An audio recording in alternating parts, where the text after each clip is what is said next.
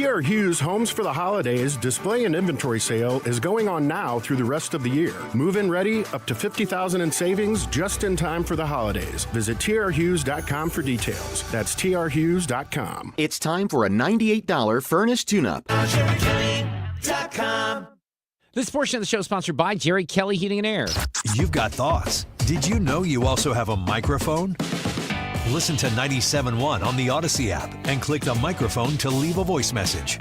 Whatever's on your mind, let us know by clicking the microphone in the Odyssey app.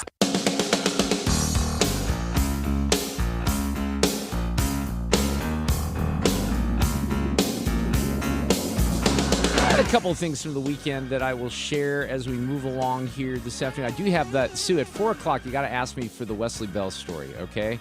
New member of Congress. He's taking over for Cori Bush. He's, of course, I think he's still the St. Louis County prosecutor, right? We haven't changed that. He hasn't resigned that, but there's controversy over who his replacement might be. But that's kind of a funny little story, and we'll get to that after 4 o'clock. We got Cusumano coming along. The Chiefs won another close one. Did you see how that game ended with the donk? It was a field goal that went off the upright.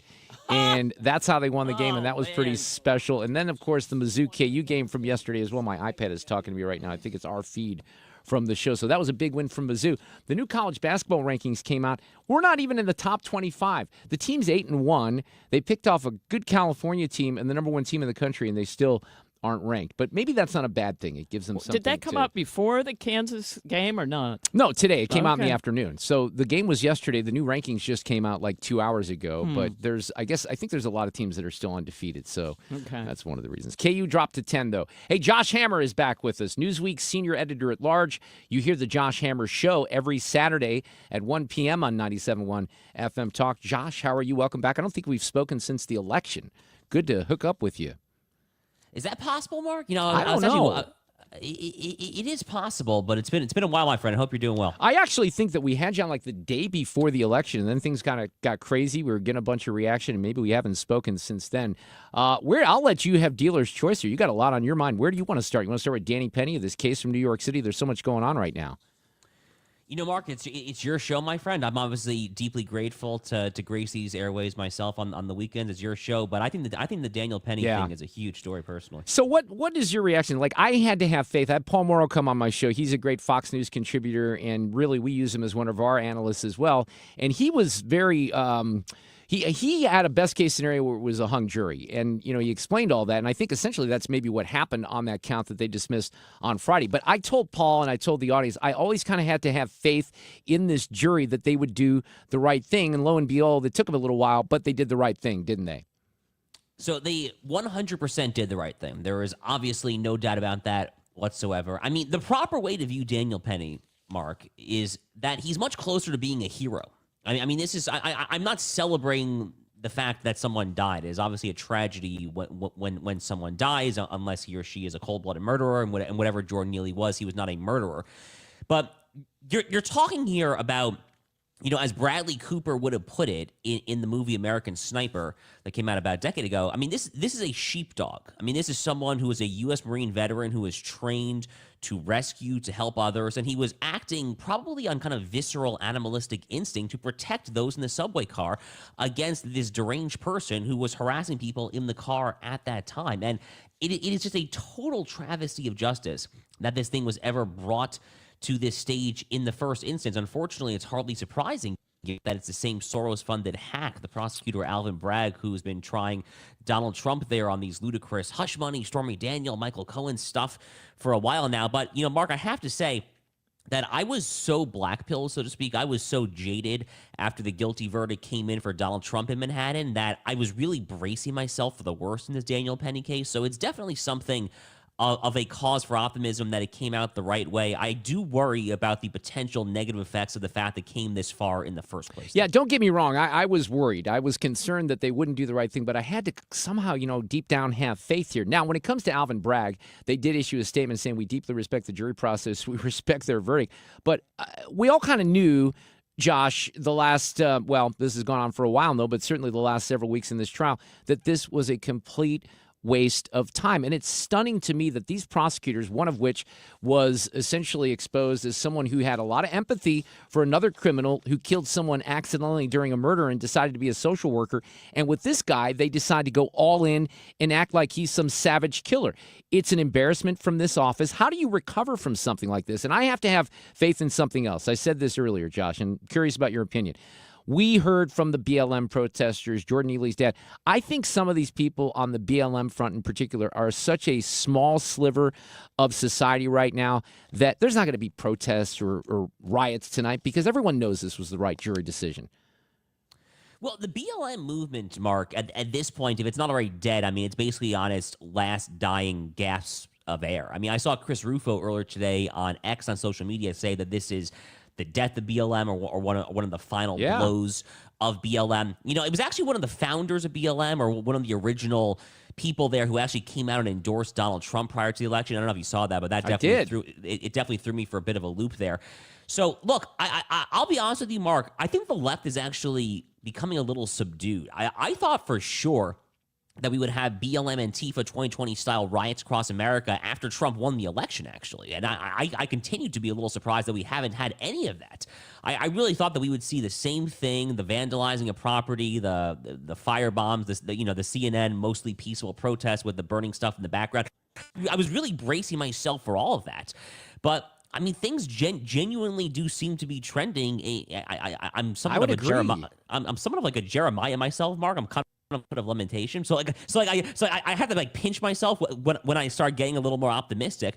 But I really do feel like that we're heading in a somewhat saner direction, maybe as a country. I think so too. No, I think that's a good observation. And subdued is a very interesting word for it because as things have settled down, there was all the emotion in the immediate aftermath of the election. And look, I was having a conversation with people over the weekend, and we were talking about the situation with friends, and family members that aren't speaking with one another. And I think that still exists out there. But there seems to be this realization in the country that we're going to move forward. We're going to have a new president, even if he's a Nazi or not. Did you hear Trump's interview with Kristen Welker? I did, actually. Yep. What? I mean, who was that guy? He sounded pretty presidential, didn't he? Great point. Yeah. No, I mean, the way he was talking to Kristen Welker, he was like, you have a lot of talent, if only you didn't use it for such kind of, left-wing. Yeah. Well, let me play this bite because I think this says a lot right now. And, I don't know how some of the people that ripped Trump would respond to this, but this was a great answer from the president. Are you going to go after Joe Biden? I'm really looking to make our country successful. I'm not looking to go back into the past. I'm looking to make our country successful.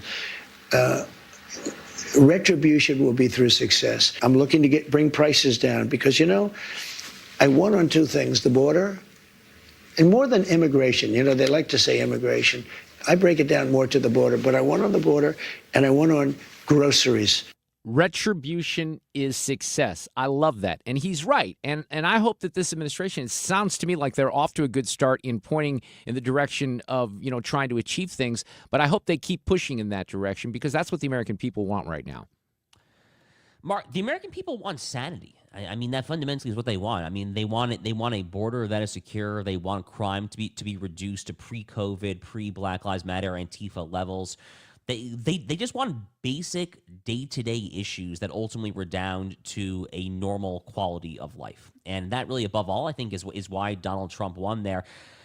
Look, I mean, at some point, I stopped personally caring too much about Donald Trump's behavior. I mean, like the guy, like he is what he is. I mean, like you love him, you hate him, you feel somewhere in the middle. He kind of is what he is. But, if he's trying to pick up more support than he already achieved, and he's already had a mandate election where he won all 7 swing states, then I don't think it hurts to come across as presidential sounding as he did in the Kristen Welker interview there. But more to the point, when it comes to day one here, this is really what I've been focused on since the election. When it comes to day one, January 20th there, you've got to have those ducks lined up in a row. There was a lot of talk, for instance, about Schedule F, this somewhat obscure executive order towards the end of the Trump administration the last time around. It's basically a provision of the U.S. Code that you can invoke, and it allows you greater authority to clean house and to fire more civil servants and bureaucrats than the law might have otherwise allowed you to do there. That sort of stuff has to be ready to go day one.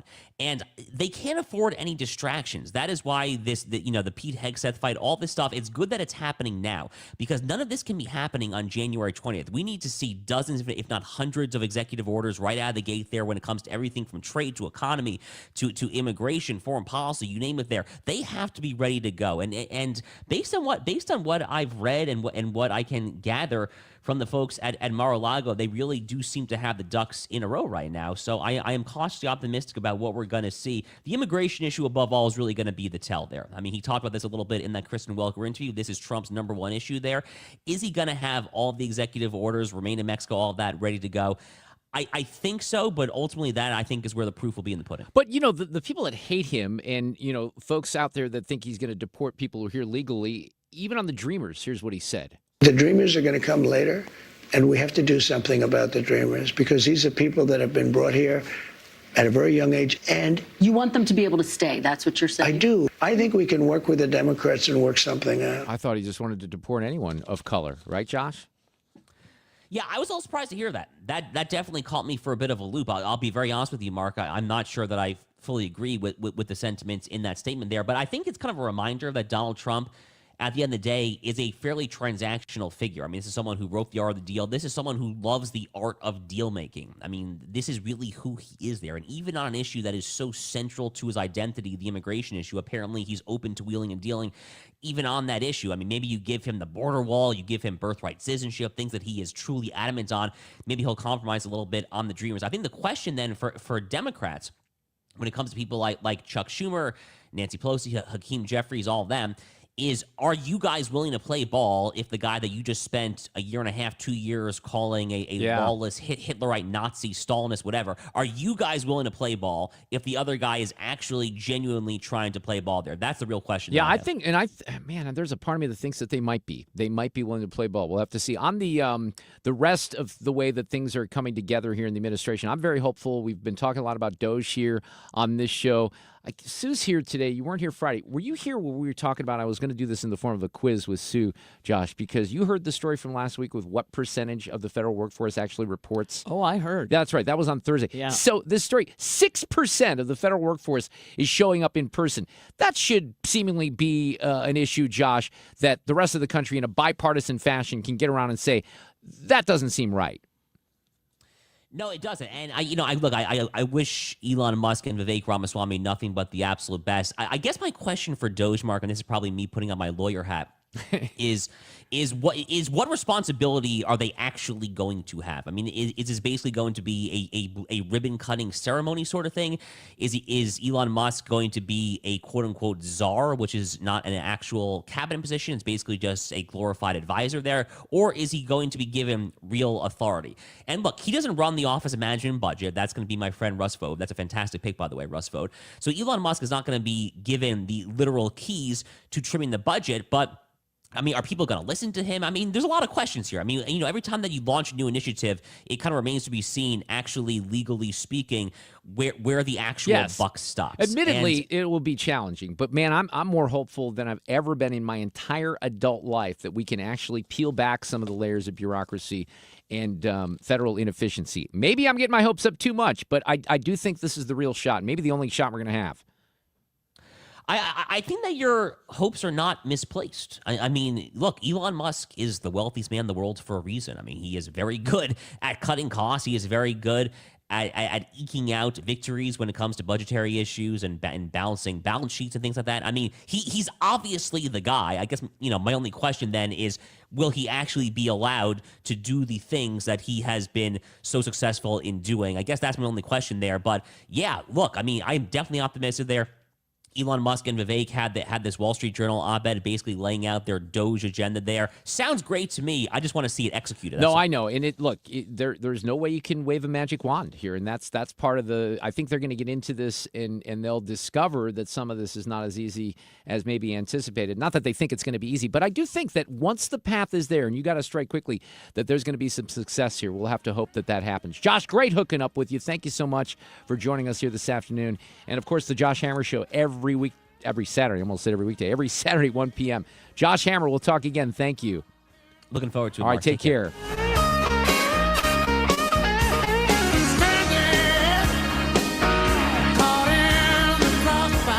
Dependable traffic on 97.1 FM Talk. Well, we've got a report of an accident right now on eastbound 6440 near Mason. And I'm looking for it on the Cordell & Cordell domestic litigation firm cameras. It looks like, yeah, there it is. Near Mason, blocking the right lanes. One is an entrance lane, and another, also the lane that you take to exit onto 270. So the right lane and an entrance lane are blocked.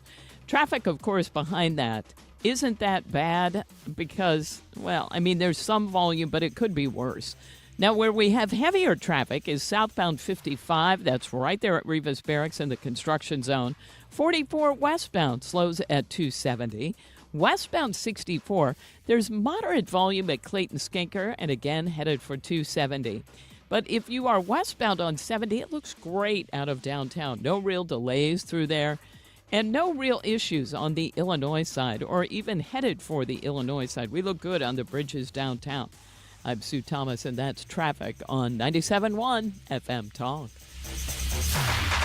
This holiday season, save $30 on the GTA 26 handheld garden pruner. Now just $149.99. Visit your local Steel dealer today or shop online at steelusa.com. Offer valid for a limited time. Only at participating dealers while supplies last. You may not feel it, but the real estate market is definitely changing and it's evolving. It always does, of course, and the Gelman team can kind of work you through the particulars right now. Mark was on a couple of weeks ago kind of going through some of the areas that are still hot. Of course, the city of St. Louis homes are sitting a little bit longer than in the county.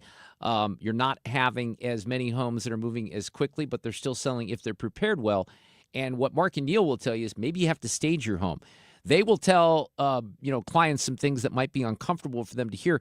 But if you're looking for top dollar, if you want to make sure that you're maximizing the effort, well, those are some of the things that you should probably listen to when it comes to what the Gelman team is all about. They like to say they're a marketing company that specializes in real estate. They have a great tool up on their website where you can just fill out some information for free and find out how much you would list your home for if you hired the Gelman team. Go online to thegelmanteam.com or call 314-336-1991. That tool that I just mentioned, though, right there at the top of the site. On their website, they also have blogs and even a podcast you can listen to a little bit more about the real estate market here in St. Louis in particular. Thegelmanteam.com to get started today with eXp Realty. That's thegelmanteam.com. When you're approaching retirement, there are a lot of questions to answer. Do you have enough money to fund your income for life? How should you claim Social Security? And what's your plan for health care and long-term care? Hi, I'm Eric Robert, Director of Investments with the ClearPath Wealth Management Group at Stifel and host of On the Money Saturday mornings at 11 on 97.1 FM Talk. Don't leave your retirement to chance.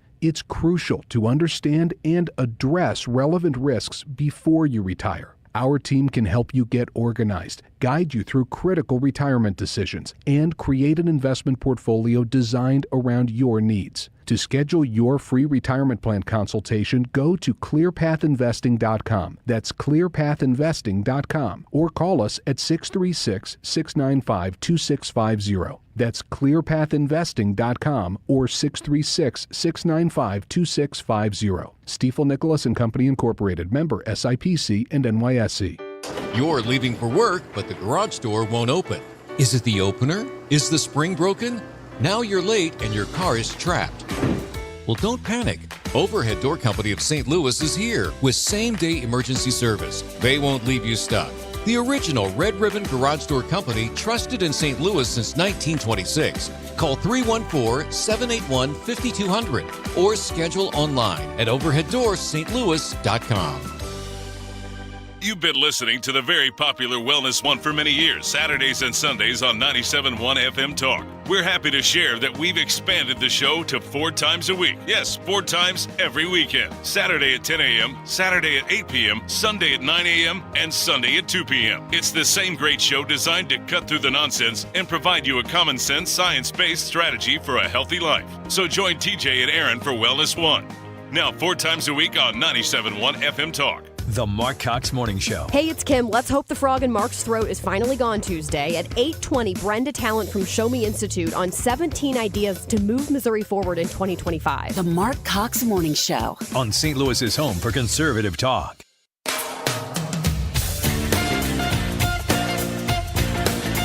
Sue, did you see the handshake between Trump and Macron? No. Well, it was like a real powerful. He wouldn't let go of the French president's hand during their meeting over the weekend. That's interesting. It was definitely a power move, and Trump said it's just a firm handshake. He understands that it's just a firm handshake, but this was a big deal because they went to Notre Dame in the reopening ceremony. Have you ever been there? Yeah, it's wonderful. I went. I've been there twice, and the fire was how long ago? I haven't been 5 years. I don't think I've been to France since. Yeah, I was in France the last time. I think it was 2013, and we were there a couple of times. And if I remember correctly, wasn't there part? Yeah, I think when I was there the last time, they were already doing some restoration to the exterior, but obviously I think a lot of this had to go with the interior. It looks incredible. Yeah, it does. Anyway, so he's there, and this becomes a big talking point because here's the picture where Macron looks like that's hilarious. He looks like he's having his hand pretty much squished by Donald Trump, and he kind of pulls him in for an embrace as well. But it'll be interesting to see. Josh said something that kind of caught my attention because I do think, and I don't know how long this is going to last, there does seem to be a bit of a different tone with Trump. Maybe it started with Morning Joe, the morning after the election. But I was going to ask Senator Schmidt this last week. Even people on Capitol Hill, from Dick Durbin on down, don't seem to be, launching the missiles that they have. Clearly, politics is a blood sport. You're in the middle of a presidential race. All kinds of things happen. But there's almost this acceptance right now, and there needs to be, that this guy's going to go in there. I mean, no one's talking about Joe Biden outside of him falling asleep in Angola last week. And when do you think we're going to have the first Kamala sighting? That's a really good question. Right? I don't know. I don't either. But let me go back to the Kristen Welker interview, because it was a pretty, and she's someone who has not always been one of his favorites, although she's been involved in the debates. But he's slammed her before and hasn't had nice things to say. Now you might be able to say that of pretty much everyone in politics and the media of Donald Trump. But he, answered a bunch of questions that were tossed at him, like on the immigration issue and birthright citizenship. You promised to end birthright citizenship on day one. Is that still your plan? Yeah, absolutely. We're the only country that has it. Do you know, if somebody sets just a foot, 1 foot, you don't need two, on our land, congratulations, you are now a citizen of the United States of America. Yes, we're going to end that because it's ridiculous. Through executive action? Well, if we can, through executive action. I was going to do it through executive action. So that's going to be controversial. There's constitutional aspects to that. I mentioned what he said on the Dreamers, and then, she asked him, what would you say to people who didn't vote for you? What do you want to say to Americans who didn't support you in this campaign? I'm going to treat you every bit as well as I have treated the greatest MAGA supporters. Wow. Look at that. Inclusive, right? That's what he's doing there on the topic of tariffs with Mexico and Canada. Drugs are pouring in at levels never seen before, 10 times what we had. They're just pouring in. We can't have open borders. And I said to the president of Mexico and to Justin Trudeau, if it doesn't stop, I'm going to put tariffs on your country at about 25%. So then a couple other issues. They popped around on a lot of different things. Meet the press. Ukraine aid. Should Ukraine prepare for less aid from the United States after you're sworn into office? Yeah, probably. He said probably, possibly. And then I should have led with this because this was on the Macron meeting. It's an honor to be here. We had a good time together, and we had a lot of success, really great success working together on defense and offense, too. Obviously, that's in the press availability in the immediate aftermath of that, so that's not in the Kristen Welker interview. So we're getting closer. This is always that period, a couple of weeks before Christmas. So I think Christmas is 2 weeks from Wednesday, if I'm not mistaken. Oh, my gosh. Things will quiet down. There'll be a bunch of things related to staffing. And then, once we get into Christmas and 2nd of January, everything's going to be full steam ahead here for this inauguration. I don't know who's putting the inauguration together. You might remember that in 2016, some people might remember, Senator Blunt was in charge of that inauguration. There's usually a bipartisan panel that is put together that plans all of these things, but they are off and running, and they're trying to get, some things moving very, very quickly, which I think is a good thing. Now, the weird story out there, and we talked about this a little bit last week, and I wanted to hit on this again. This is not related to anything with the incoming administration, although it is related to Trump. We talked about these drones that are flying over New Jersey, and they don't know where they're coming from. That Some is people so say, weird. Isn't it weird? Because Yes. here, I'm going to play a little audio from this, but in my mind, and maybe this is something that doesn't exist, we assume things in a lot of circumstances. In my mind, we have really, really cool technology that the government must have that we don't even know about. And if you got some weird drone that's flying over a golf course or anything else, I would have confidence in the United States military and our resources where they could track that thing and you could tell us exactly where that's coming from. Apparently, we don't have that capability. And in this situation, maybe it's because they're so weird, but the reports keep happening, and they don't know what to do about it. Here's Nate Foy. Drones were out again last night in New Jersey across several counties, as well as in Staten Island in New York, of course. And the frustration is growing with Congresswoman Nicole Malliotakis posting on X in the past hour demanding more transparency. And this is after 19 local elected officials in New Jersey penned a letter to Governor Phil Murphy over the weekend, also demanding more transparency. Right now, you have the FBI, state and local officials all investigating this so far with no answers. Governor Murphy met last week with DHS Secretary Alejandro Mayorkas and other state and federal officials. Murphy insists there's no threat to public safety, but local mayors write to Murphy in this new letter, quote, "The lack of information and clarity regarding these operations has caused fear and frustration among our constituents." Yeah, so, if the governor of New Jersey, this is what's interesting about this, Phil Murphy says that the drones pose no known threat to the public at this time. Well, how do you know that? Yeah, right? how do you know that? If you don't know much about these things, how do you know that? And Nate Foy talked about the response of the governor a little bit further. Governor Murphy just spoke about the drones for the first time on camera, and he gave us a little bit of color that we didn't previously have. He called the drones sophisticated. He said as soon as you get close to them, they go dark. Now, Governor Murphy did say the state is taking any threat that the drones may or may not pose, quote, deadly seriously. And you mentioned that mayors are asking him for information.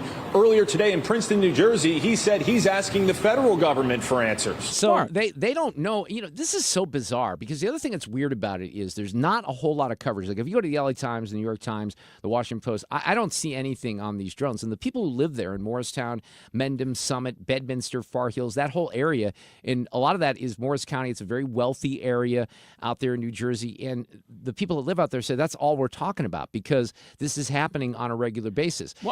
I have a question. Why isn't somebody shooting it down and then we're looking at it to figure out what's going on? Thank you, Sue. I have that very same question. I don't understand it at all. So some of the witnesses said, well, here's Rachel Campos-Duffy, who's been on Fox, who is married to a cabinet nominee, Sean Duffy, is kind of popping off about this, say, I think what you're seeing is, first of all, no answers. Whatever the governor put out was a non-answer. It didn't make me feel any better, and I don't feel good. They're flying low. They're not high like an airplane. They're flying low. You can see them, and they're large. They're huge. These are not hobby drones. Put yourself in the situation. Let's say this exact same damn thing is happening here in St. Louis. Wouldn't we all be kind of freaked out about it? Wouldn't we all be a little freaked out if the national media wasn't giving much attention to this whatsoever? Yes. It's weird. And it's weird that no one has just on their own accord shot one down, not waiting for cops. Right. Or government. Wouldn't you? That's actually an interesting point as well. Something is flying back and forth over your property on a daily. Yes, I would. What the heck? You remember, now I always take these things a little carefully because people are going to say things and they're going to imagine things and envision things. But you did have a family that said that they tried to follow a drone in their car. And they claim, I don't even know how this would happen, but they claim that the clock in the vehicle changed when the drone came to a halt above them and then changed back once they drove off. That was something that was reported in Newsweek. Magnetic anything, but it's weird. I think it's really weird. But we'll continue to talk about it. We're going to take a break here at the beginning of the hour. At the top of the hour, Fox News will take over. When we come back, I do have a very, just a quick little surprising Wesley Bell story to share after the top of the hour. Sue is going to have Sue's News. We got our friend Batya Ungar-Sargon from Newsweek joining us. Cusumano, we'll talk about the Chiefs win, the Mizzou Bowl bid. You got the Blues new coach and also the big win over KU for the Tigers in Columbia yesterday. A lot coming up, plus an audio cut of the day in the 5 o'clock hour.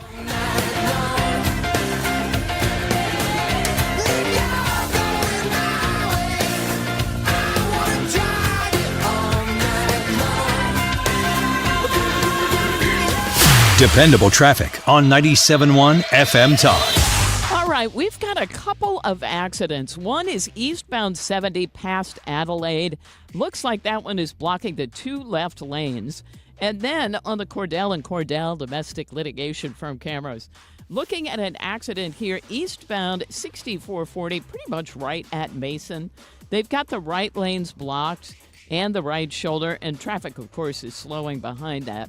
So if you are eastbound on 64, there's a little bit of a slowdown just before you get to Mason. But eastbound 70 is pretty heavy and slow, headed for Adelaide as well. Now, westbound 6440, it's just moderate volume, Hampton out through McCausland, and then again at Lake St. Louis Boulevard. Southbound 270, moderate volume there from Page down through Ladue Road. And we have a little bit of a slowdown, too, headed for Gravois. Southbound 55, slow pockets in the construction zone, south of Arsenal, down through Rebus Barracks. Let me check to the south of there. Yeah, the it looks like the second work zone, which is just further south, is fine. This report brought to you by Jerry Kelly Heating and Air Conditioning. I'm Sue Thomas, and that's traffic on 97.1 FM Talk. But my lips are turning blue. Are they fast? My darling, Jerry Kelly can install a new furnace tomorrow, no matter what day tomorrow is, even if we call late at night. You are my hero. They're fast and they're good and they got it going on. JerryKelly.com. Well, maybe you're going to be together with family here in the next couple of weeks, and maybe some of those family members have a need for a new independent living or assisted living community here in the St. Louis area. And I have that for you. It's in Weldon Spring. It's New Perspective Senior Living, a friendlier approach to senior living, and it is fantastic. They'd love to have you over for a free lunch and give you a tour at some point. They're open. You have people living at New Perspective right now. I started talking about them here a few months ago when they were still putting the finishing touches on. Beautiful 1- and 2-bedroom apartments, stainless steel appliances, granite countertops. They have beautiful homemade dinners. There's nothing better than home cooking when you don't have to do it. There's always care there. I think I remember they have a memory care facility as well, so that's important. They have an amazing AI fault detection program, really, really using technology. And if you're ready to take the next step, or maybe a friend or family member is, go to New Perspective Senior Living at npseniorliving.com. New Perspective Senior Living in Weldon Spring, not too far from Progress West Hospital and Persimmon Woods Golf Course. npseniorliving.com. And a lot of people, when they come in, they'll say, I'm usually much more active, but since I've been in pain, I've had to limit the activities I'm doing. You're listening to Janelle, an arch support specialist at the Good Feet store. So he came in and he wanted to be able to keep up, play sports with his kids. And from there, we figure out which arch supports complement those activities. I fit him with the arch supports, and as I followed up with him, he's messaged me and said, I took my kids to the park today. We're walking, we're exercising, riding the bikes, and those are all things that he wasn't doing before because he was in pain. For over 25 years, the Good Feet store's arch support specialists have been helping folks to live the life they love without foot, knee, hip, or back pain getting in the way. Our goal is to have that long-term change for them. That's what's most important, is knowing that you leave an impact on someone's life. And I like that. Try them for yourself. Stop in for a free personalized fitting and test walk at the Good Feet store. Visit one of our 2 locations, Creve Coeur and Shiloh, Illinois, and at goodfeet.com. Why pay more for prescriptions? Stop overpaying and start saving with SingleCare. It's easy. Find your prescription on singlecare.com, show the coupon at the pharmacy, and start saving. SingleCare works at pharmacies nationwide and is completely free to use, whether you have insurance or not. So the next time you fill a prescription, check SingleCare to make sure you're getting the best price. Take control of your prescription costs. Go to singlecare.com or download the free app today. You've got a Pepto predicament, Festive Feaster. Who wants another slice of Grammy's famous pumpkin pie? I do. I do not. I think I need to lay down for a minute. You overdid it on all the family favorites, and now your stomach's throwing a Yuletide tantrum. Undo it with Pepto-Bismol. When you have nausea, heartburn, indigestion, upset stomach, diarrhea. Pepto Chewables provide fast 5-symptom relief, so you can get back to the feast and the festivities. Who's ready for some games? When you overdo it, undo it with Pepto. Use as directed. Keep out of reach of children. If you owe the IRS, you have a legal issue, and you need the Lance Drury Law Firm. We'll protect your rights. Log on at lancedrurylaw.com or call us toll-free at 888-367-6512. KFTK FM Florissant, an Odyssey station. The motive remains under investigation. Lisa Brady, Fox News. But now a person of interest is in custody in connection with last week's killing of United Healthcare CEO Brian Thompson in New York City. 26-year-old Luigi Mangione arrested in Pennsylvania with a gun and a handwritten document critical of corporate America. We're still working through his social media. We're going to do a complete scrub of that. Preliminarily, like I said, he seems that he has some ill will toward corporate America, but that will all come out as part of our investigation. We're not done here. We're still going to be putting this together. We're still going to be working very hard to bring this to a successful conclusion. NYPD Chief of Detectives Joseph Kenney says a McDonald's employee recognized Mangione from surveillance photos. NYPD Commissioner Jessica Tisch. We should never underestimate the power of the public to be our eyes and our ears in these investigations. Tisch says it's the third time in 3 weeks help from the public led to a high-profile arrest. Marine veteran Daniel Penny is found not guilty by a New York jury for last year's death of Jordan Neely, who Penny subdued with a chokehold on a subway train. Protesters outside the courthouse chanting "No justice, no peace." They slammed the jury and the verdict. One of the protesters even suggested Daniel Penny should pack up and get out of town. Now, for Penny and his defense team, today is a win. Celebrating at a bar right after court today, Penny's defense team told me they were cautiously optimistic jurors would come back today deadlocked and a lesser charge dismissed, but jurors gave them an outright acquittal. Fox's CB Cotton. On Friday, the judge dismissed the top count, manslaughter, after the jury deadlocked on it. Today's verdict coming just over an hour after deliberations began on the count of negligent homicide. Neely's father is suing Penny. The UN Security Council holding an emergency session on Syria after President Assad was overthrown by rebels. World leaders are optimistic that this marks the end of the brutal regime and that it will mean a new chapter for the people of Syria. Fox's Alex Hogan. America's listening to Fox News.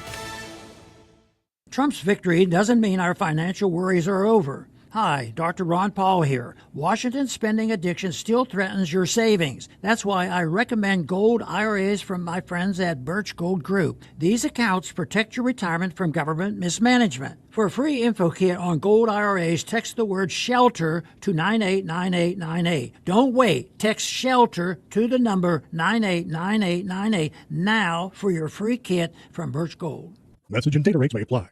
You've got a Pepto predicament, Festive Feaster. Who wants another slice of Grammy's famous pumpkin pie? I do not.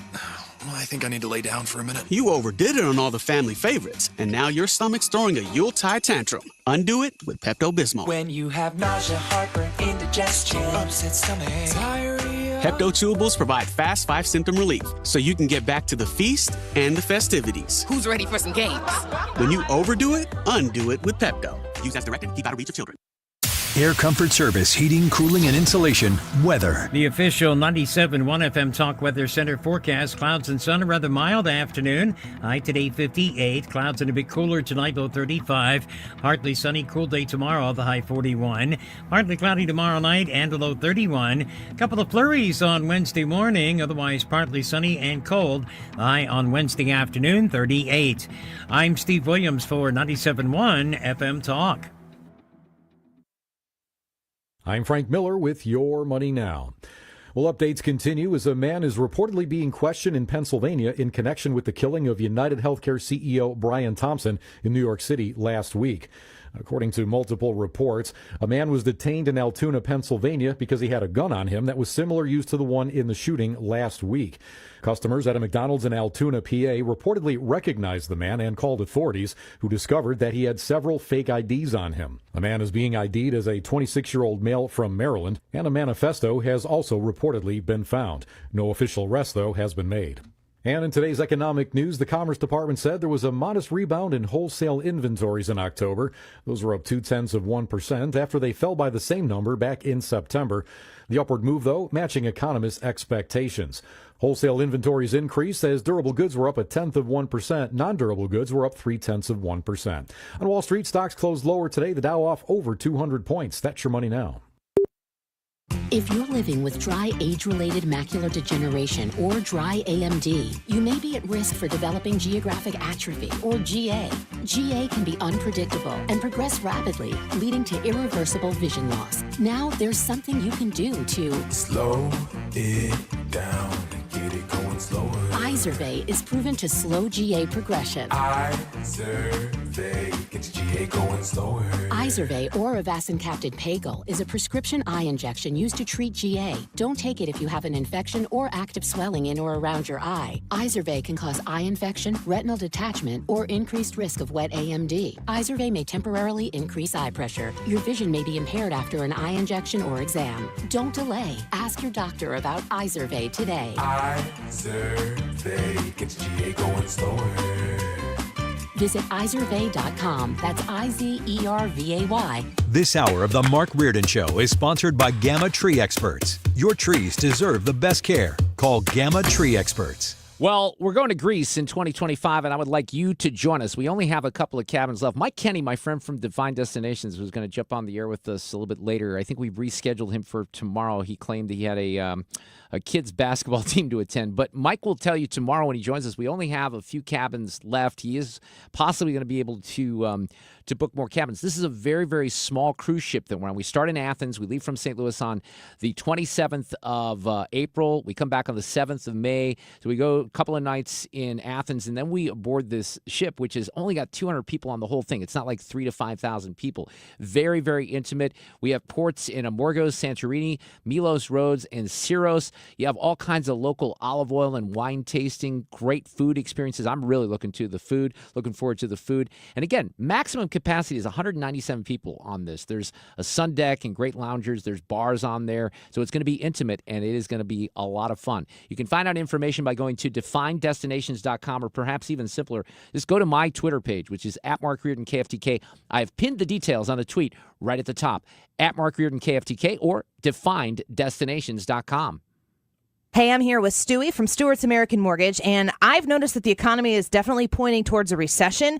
With interest rates coming down, what should homeowners know about this moment in time? You know what, Andy? We're a very reactive society. We sit there, we say, oh my God, the economy's doing bad, recession's here. Boom, interest rates drop like a rock. And then later on, we recover. So take the opportunity now. If you financed in the last 2 years, you have a VA loan, a conventional loan, FHA, go from one loan to the next, pay no closing costs, and refinance and get a better payment. You may be able to go from a 30-year to a 20, a 30 to a 15, and keep the same payment that you have. There are so many options. Take advantage while you can. And Stewie, what happens if interest rates go down in the future? Annie, there's no closing costs. Do it again. We'll monitor the rates for you. If they drop again, we'll refinance you for free again. It's easy, simple, and quick. Call Stewie at 314-324-4440. That's 314-324-4440, or just Google the Bagel Loan. NMLS number 226715. Hi, I'm Officer John Van Gordon, recruiter with the Springfield Police Department. We are currently looking for driven, qualified, and team-oriented citizens to become the next generation of community-minded servants here in Springfield. Our salaries and benefits are paid from day one. Plus, right now, new recruits are eligible to receive a $5,000 hiring incentive, and experienced officers looking to transfer are eligible for $10,000. To learn more, visit gospd.com. That's gospd.com. Brought to you by the Springfield, Missouri Police Department. The holidays are happening at Diamonds Direct. Still rushing to finish your holiday shopping? Don't worry, we've got you covered. This weekend only, it's our last chance sale with 20% off virtually everything. Earrings, bracelets, pendants, and more. Plus special financing options up to 5 years. But don't wait. This is your final opportunity to find the perfect gift at the best value before the holidays. Plus special designer appearances. Visit us during extended holiday hours or shop online and pick up in store. Our 20% off last chance sale ends Sunday. Learn more at diamondsdirect.com.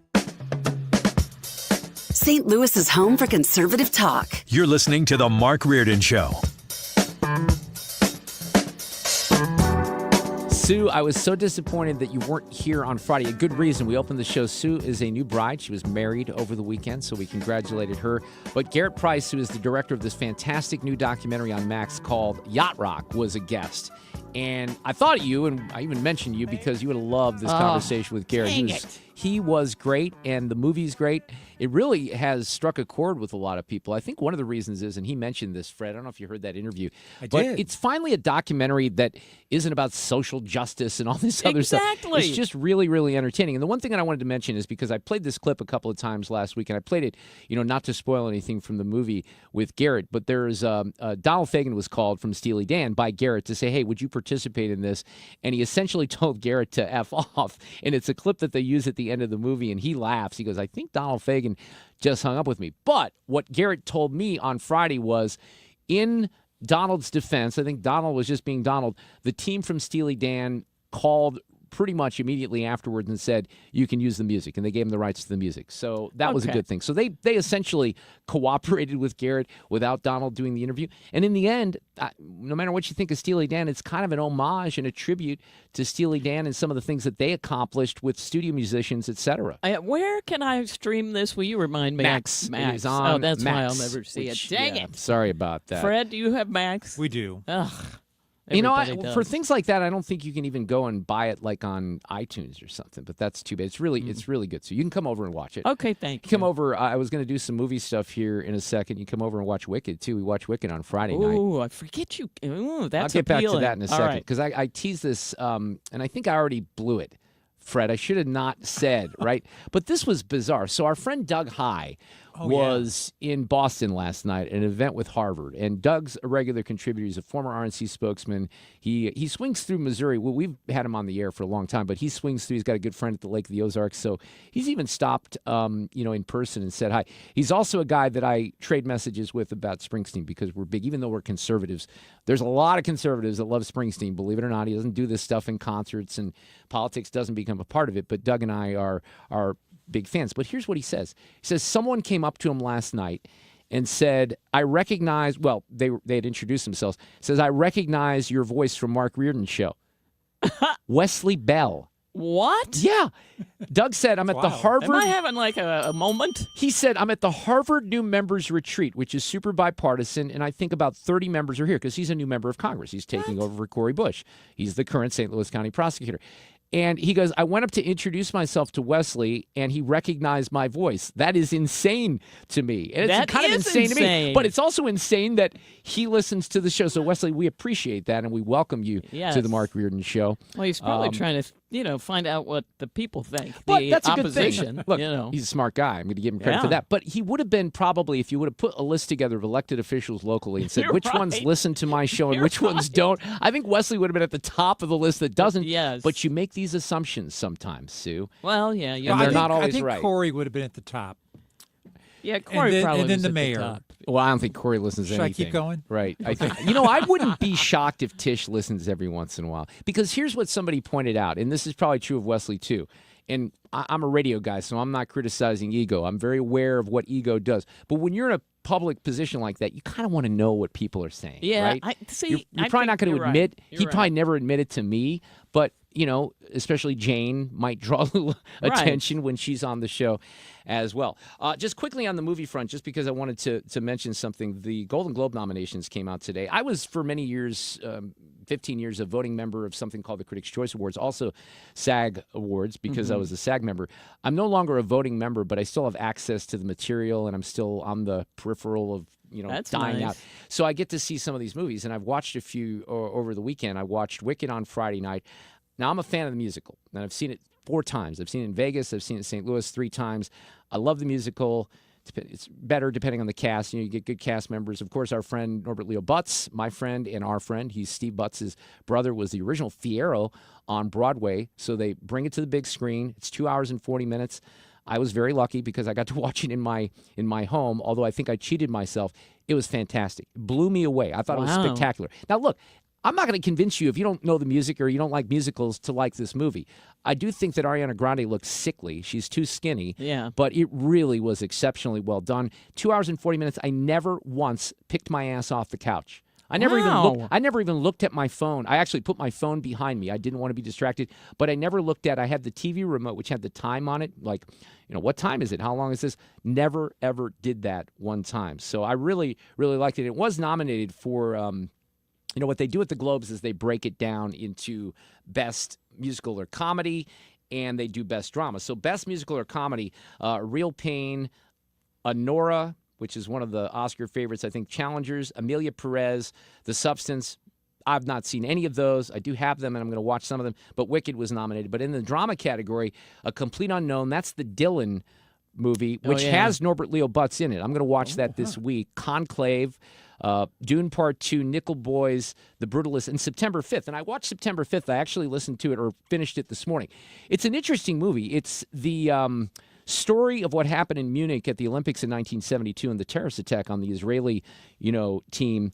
But it's told completely from the perspective of ABC Sports, which was broadcasting the Olympics with Jim McKay. And Rune Arledge, who became a legendary ABC Sports producer, is the on-site producer. Peter Jennings has a role. You don't even really see the guy playing Peter Jennings. You hear his voice. Howard Cosell's voice is used because they were all trying to bring the world. There were 900 million people that watched all this unfurl on live television. It was the first time that a terrorist, we weren't even using the word terrorist at the time, really, but it was the first time that a live terrorist attack was essentially broadcast on television. Here's what I'd say about the movie. Solid movie. Was pretty entertained. Peter Sarsgaard plays Rune Arledge. He's a great actor. He's from right here in the St. Louis area, across the river in Belleville, if I remember correctly. I didn't think it was an Oscar caliber, an awards caliber movie. It's a good drama. It's decent. I think people should see it. But to me, it didn't seem like, wow, this is Best Picture. Now, Wicked, that seemed like, wow, this is Best Picture. Interesting. It was really good. Let's do this.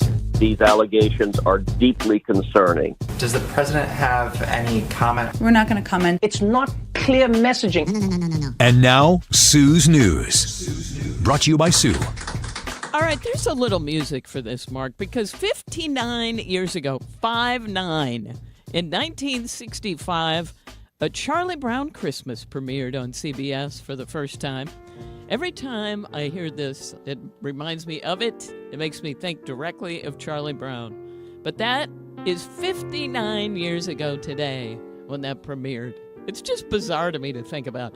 Now, the kids, they don't love Charlie Brown. What does Alexa Reardon think about Charlie Brown? It's too boring for the kids. Yeah, but I was never a big Charlie Brown. I know this is like sacrilege, but I was not a big Charlie Brown guy. Just didn't. What about you, Fred? I enjoyed it. I'm just smiling listening to the music. It just makes you kind of go, There's no controversy in Charlie Brown. Very slow moving. Well, Lucy was somewhat controversial if you really think about it. She's pulling that football from Linus and all that. She was kind of mean from time to time. I liked Lucy, though.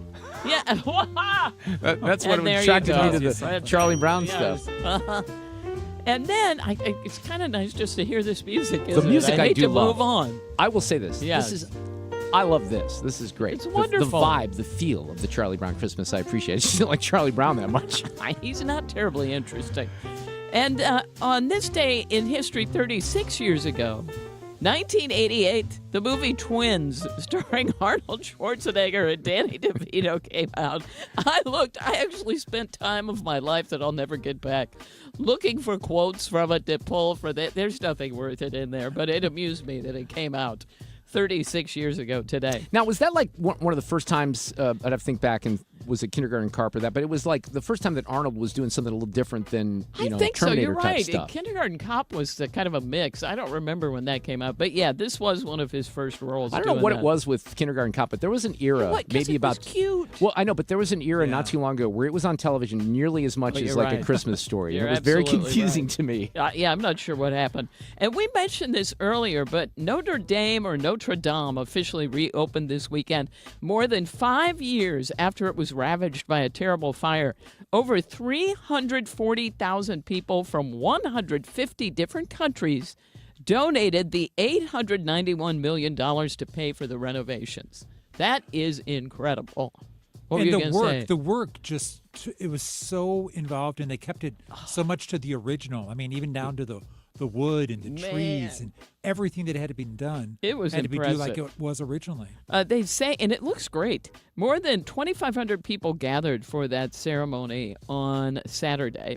And at the box office, Moana 2 remains at the top. Have you seen that one, Mark? It's all queued up. I'm going to watch it tonight. Okay. I'm very fortunate because I have this platform. They used to send out DVDs years ago. Oh, and they DVDs still do and then sometimes. but then when they started doing the streaming stuff for awards, it just sucked. It was terrible. It wouldn't stream properly, and a lot of us were very upset at the time. Well, now they make it so damn easy. I have 2 apps, and I open the app, and every damn movie's in there. Yeah, well, so I'm going to watch Moana 2 tonight. I don't have that, Fred. Yeah, me neither. Yeah. And the animated Disney film added $52 million this weekend. Its domestic total is now $300. For the weekend, Wicked came in second place at about $35 million. And Gladiator 2 was third with 12.5. Has anybody seen Gladiator? I do want to watch 2? that one, too. I have not seen it yet. Okay. Because I think Denzel's in it somewhere. Yes. And you know I love Denzel. He's the star. He's the star. He's one of the stars. Do you have access to that movie? I do, Fred. Yes, I do. Of Would you like course to he come does. over and Thanks watch that for too? asking. Just Sure. book an appointment. We'll have you over the couch. You can hang with Oreo the bunny. It's a lot of fun. Okay, this is such a weird story. Okay. Disney World had to temporarily shut down its Haunted Mansion ride recently after a guest scattered their loved one's ashes on it. Oh, no. People. Wow. No. It's not clear how long it was shut down, but everybody on the ride had to be evacuated. And an employee posted about it on Reddit as it was happening, and they said, as I write this, the Haunted Mansion is down and being evacuated due to someone spreading human ashes on the ride. They said that's not a smart thing to do. Because ultimately, first of all, it shuts down everything. Then it's swept up and thrown out. So don't be doing that. But in the whole people. scheme of everything, and I'm not arguing that people should do this, there's no harm that could be caused Well, by I'm it, sure right? that's what they thought, but these people are banned forever from Disney. And if they that's should your be. thing, because that's just, you can't be. What are you doing? Man, I wish. How do you get banned from Disney? I'd like to have Well, that that's gig, so how. I'll never have to go back there again. No, So well, they'll they- never be able to visit their loved one's Right. remains. I know, that's rather exactly. sad, right, Fred? Yeah. I guess they say they also say it was caught on video, so that person will likely be banned from all Disney parks. I guess I don't know if that's going to be Best thing happening that could ever for happen sure. to him. I'm so glad I have a nearly 10-year-old daughter that has no interest in Disney. Oh, you'd be and doesn't out of even luck. like Mickey and Oh, man, Minnie you'd and all be that. out of luck. I know. All right, this I found odd too. Now, this will have some music. A study found that songs with over 120 beats per minute can lead to dangerous driving. But here's what they say. Frosty the Snowman is the most dangerous Christmas song because it's at 172. Frosty the Snowman was a jolly, happy soul with a corncob pipe and a button nose and 2 eyes made out of coal. Are you saying That does this not version? sound like 172. No, it doesn't. Maybe it's different versions of I it? looked through the versions going, where is that? I even Googled fast version of Frosty the Snowman. I mean, that doesn't exist as a Google search. I couldn't find it because this is number 2. Mariah Carey's All I Want for Christmas Is You is 150. And that's faster, isn't it? Yeah. It's a lot faster.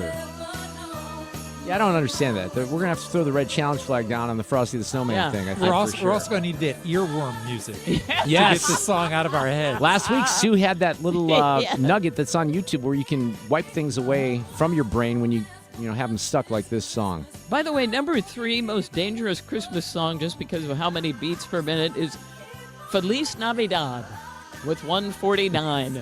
I just thought that was funny. And of course, people have studied that because we need that. I started the show with a Christmas bump from one of my favorite bands from Philadelphia that no one's ever heard of, Marat. They have a great Christmas record. And Barnaby Bright, who was in town last week. Fred, you're fans of theirs. They're from Kansas City. They have great Christmas music. But I'm going to start dabbling with some Christmas music. I got another one coming up later. We'll do a couple a day. The crowd not crazy about that. The crowd wants me to go to all time Christmas. But I will next week. I think we go all Christmas, full bore, all in. Okay. We'll see. We need to talk about our Spotify list, but you don't do Spotify. No, I could. Oh, okay. Well, I do Title. It's I can that's put a right. list together from. You mean like a Spotify Christmas? Yeah, every list? year. Well, no, every year they come out at the end of the year. With The most listened to? What you listen to the most. How many minutes you spent listening? Here's the deal during on the that. year. And you, What Fred was yours? Number There was 1. a group called Everything But the Girl. Oh, Yeah. I love Everything But the Girl. Mine, I got the same thing from Tidal. I think all the music services do it. Looked at mine. But they didn't. It wasn't accurate. Like some of it was accurate, but there were How do you two. know? Well, because I know. Because he's Mark. Okay. Well, no, Oh, I that. know what I've listened to and what I've not listened to. And when I went on there, the second most listened to song was not something I've listened to. The second most, it's 779311 by the time. And I've listened to that because I wanted it as a bumper song, but I've probably listened to it 4 or 5 times this year.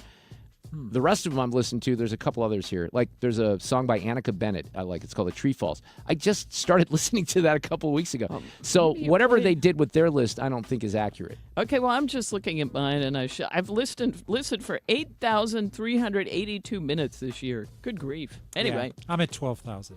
Wow. And finally... Mine doesn't do that, where I have the time. Well. And finally, in Sue's News, we have today's you're random watching fact. movies all the Exactly. time. You're getting maybe. free films instead. Green peas are a popular pizza topping in Brazil. Wait a minute. I don't think that would be terrible. I mean, it's odd. I don't think it's a full of flavor situation. Can I ask you a question? What wouldn't be terrible about that?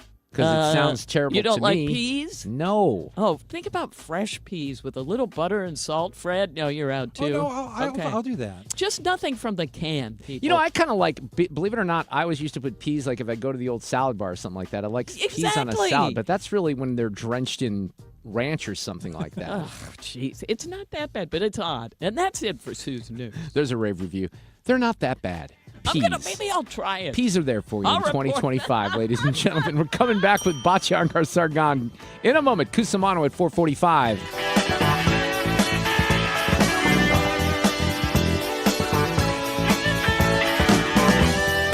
Follow Mark on Twitter at Mark Reardon KFTK and Instagram at Mark Talk. You're listening to The Mark Reardon Show. Dependable traffic on 97.1 FM Talk. Good afternoon. Listen, we've got a jam on eastbound 70. There is an accident past Adelaide. It's been blocking the two left lanes, and traffic is really stacked up behind that. Now, if you're westbound on 70, it looks fine out of downtown. Really no delays through there.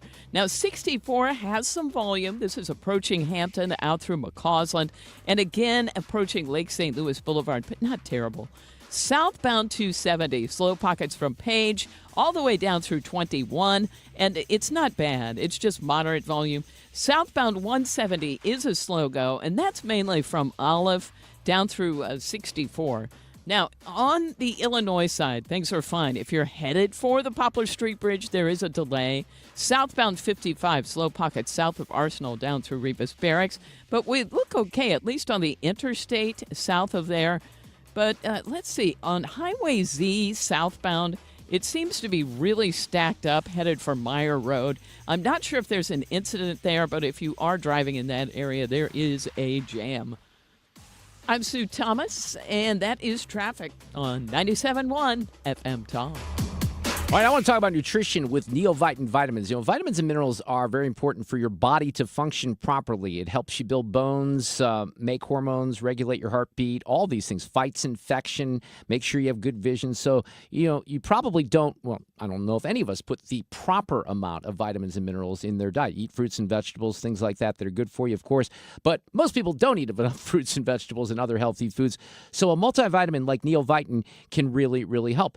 Vitamin D is important. A lot of people don't get enough vitamin D because we wear sunscreen, and you get more from a supplement than food in many cases. And that's where Neovite comes along. Great nutritional supplements for here in St. Louis. It's a local company. Some of the money goes to cancer research right here in the St. Louis area. And they make it so easy for you, too. They can get you on a list where you subscribe, and they ship these vitamins to your door, and you don't have to worry about it. Then you pay monthly, and you save some money. Get started today at neovitin.com. The website's great. Neovitin, neovitin.com. In Missouri, farming isn't just a profession. It's a purpose. You can feel it in our 27 million acres of farmland. You can see it in the nearly 41,000 Missourians who work in agriculture. You can hear it at our farmers markets. You can count it in the $93.7 billion it brings our state. And you can taste it at your family's dinner table. A lot of farmers in our state rely on Bayer's tools and inventions because Bayer has a purpose too. To help farmers thrive. Learn more at go.bayer.com/purpose. Paid for by Bayer. Americans love using their credit cards, the most secure and hassle-free way to pay. But D.C. politicians want to change that with the Durbin-Marshall credit card bill. This bill lets corporate megastores pick how your credit card is processed, allowing them to use untested payment networks that jeopardize your data security and rewards. Corporate megastores will make more money, and you pay the price. Tell Congress to guard your card, because Americans lose when politicians choose. Learn more at guardyourcard.com. Paid for by the Electronic Payments Coalition. Are you worried about the state of the economy? Concerned about market crashes and rising inflation wiping out your savings? At Noble Gold Investments, we understand your fears and have a solution. Call us today at 1-888-403-1050. Imagine safeguarding you and your family with a tangible asset that has stood the test of time. Gold. With Noble Gold Investments, you can diversify your portfolio and protect your wealth from economic turmoil. Our team will guide you through the process, ensuring you make informed decisions that best suit your needs. Call Noble Gold Investments today at 1-888-403-1050. That's 1-888-403-1050. The future is uncertain. Take control now. Call 1-888-403-1050. Past performance may not be indicative of future results. Investing in precious metals, including gold, involves risks. Consult with your tax attorney or financial professional before making an investment decision. Honey, bags are packed and in the trunk. Is the car good to drive to Mother's holiday dinner? Yes, dear. Car's good. We have Ox Car Care for their extended car service plan. Ox covers our repair bills if anything happens. We have no worries if any problems come up on our holiday travels. Ox Car Care has our back. I remember. Ox has flexible coverage plans that can protect issues with engine, transmission, brake systems, and so much more. Yep, we don't pay. Ox pays. Ox gets it fixed for us. Joe at the auto shop says Ox Car Care pays them directly, and there's no complicated paperwork. Ox is A+ rated, with already millions of dollars paid out in claims. Right. They handled our claim from start to finish, unlike those other companies. Good call. The last thing we need is an unexpected car repair bill this holiday. The only thing now is, which pie is Aunt Martha making? Drive with absolute peace of mind this holiday season. Call Ox Car Care for your free quote. 800-296-3315. Don't get stuck with a major car repair bill. Call Ox today. 800-296-3315. 800-296-3315 or oxcarcare.com. It's time for a $98 furnace tune-up. This portion, it's a Monday. That's what I blame. This portion of the show at 4:31, sponsored by Jerry Kelly Heating and Air. 97.1 On Command. Just tell your smart speaker to play 97.1 FM Talk. Or download the Odyssey app and stay on top of everything happening anytime, even when you're not close to a radio.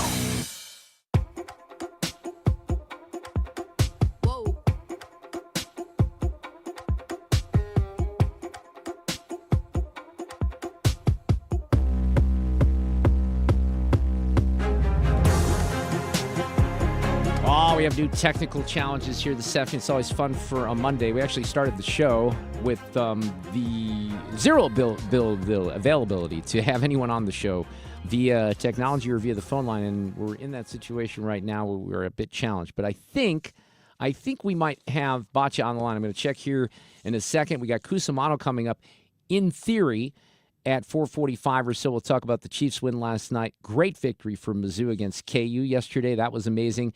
And, of course, the Mizzou Bowl bid as well. We can talk a little Illinois football and basketball as well. Batya Ungar-Sargon from Newsweek is here. Let's see. Testing. Do we have you? Are you there? I'm here. Are you here? I am. I can hear you. Sound great, by the way. I'm so glad that we pulled this out of our hat because the phone line wasn't working. How are you this afternoon? You sound like you're right next door, so it sounds great.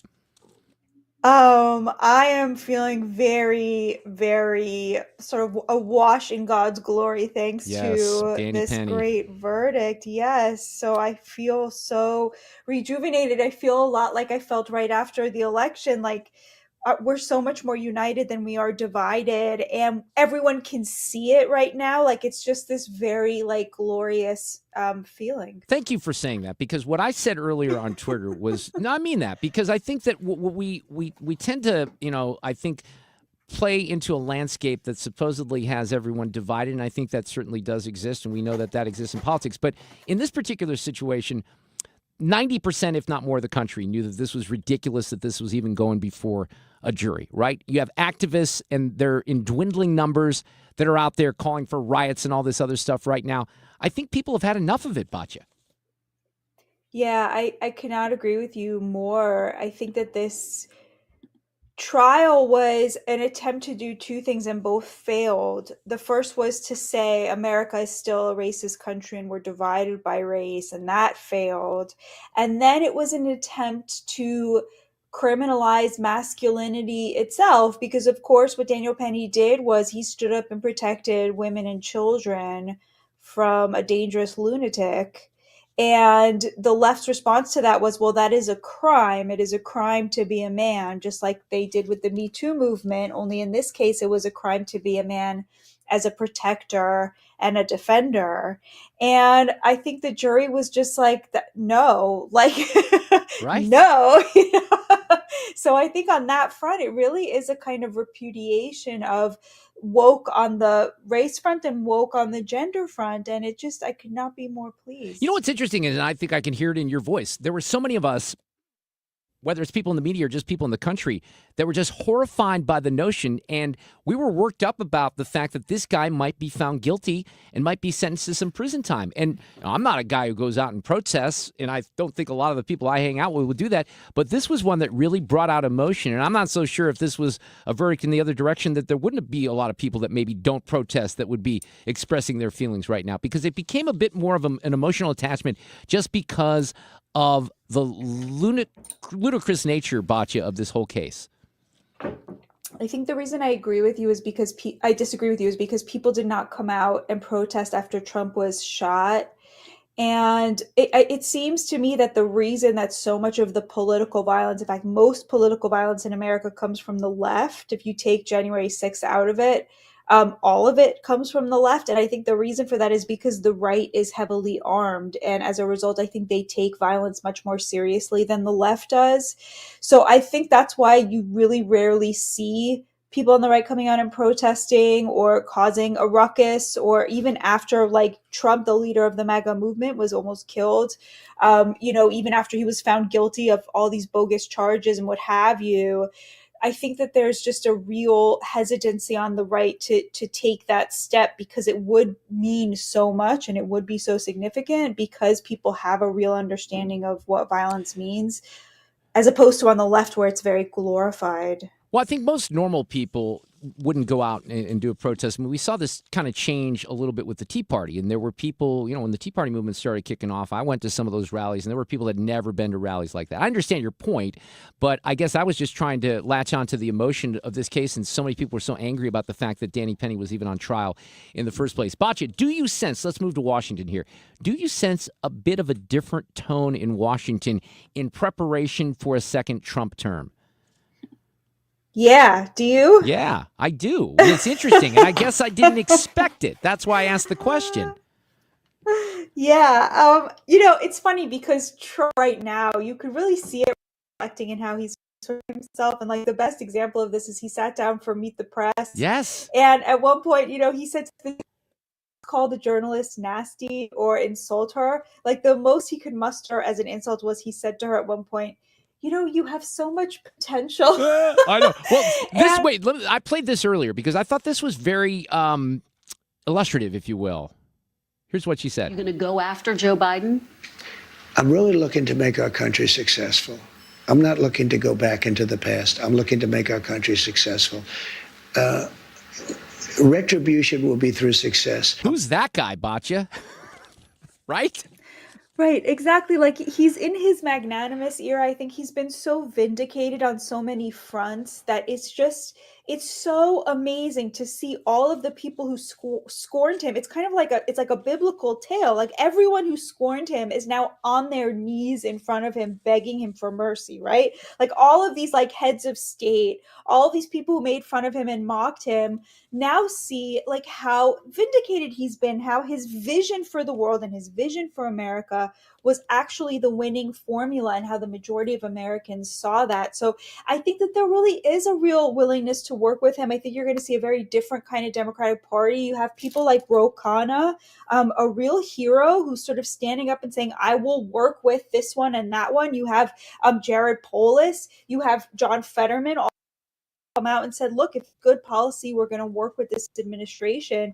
It's so totally the polar opposite of what happened in 2016. And it's truly amazing because there is great policy there. And they've realized that when they try to stymie Donald Trump, they're not saying, I don't want Donald Trump's policy. They're saying to the American people, I don't want what you voted for. And I think that's a much heavier burden to carry. And I'm glad to see a lot of them setting that down. Me too. And like even Fetterman, I love the fact, and we've a lot of us have grown to really appreciate what the people in Pennsylvania probably saw in Fetterman in the first place. But he said, why wouldn't I support cutting government waste? Why would that be controversial, right? Why is that bipartisan or partisan, if you will? It shouldn't be. Yeah, exactly. Yeah. Any thoughts that you have currently on the way that the cabinet's coming together? Looks like Pete Hegseth might survive this. Yeah, I think he will. I saw that Joni Ernst says that she's going to be supporting him.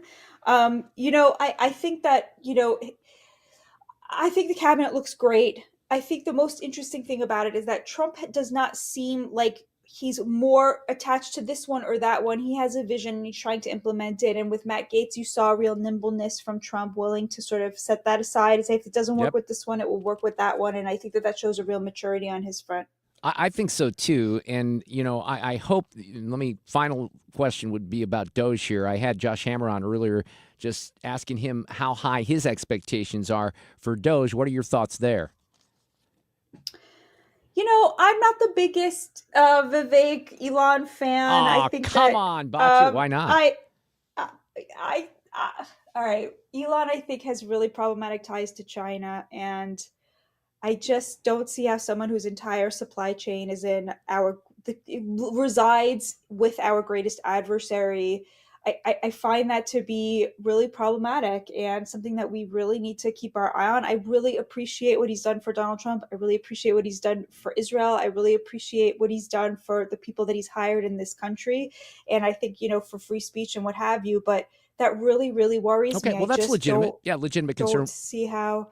So, and what about Vivek? I just don't think he's a serious person. I think that he's sort of one of these people like RFK Jr. who ran for president because he wanted to tweet pictures of himself without his shirt on to 60 million people. And I just, but I don't have anything against them. Like, God bless them. Let them, reduce government waste. If the only thing they do is expose how much waste there is, that would be great, So I was suspicious about Vivek. I wasn't the biggest fan of his when, we were going through the whole process, but I've come to appreciate him. And I understand the concerns, just because these are not typical government people, but I think that's the strength that they have, that they can approach this from a different perspective. Look, maybe these hopes will be dashed, Batya. I'll be the first to admit that a lot of these things are going to be very tough to really, succeed at or score points on, so we'll have to see. And my friend Sue Thomas sitting next to me is not happy that you ripped on her friend RFK Jr. because she's a big fan of his, even with or without his shirt. Batya, you have a great Christmas. We'll talk to you soon. Thank you. All right, take care.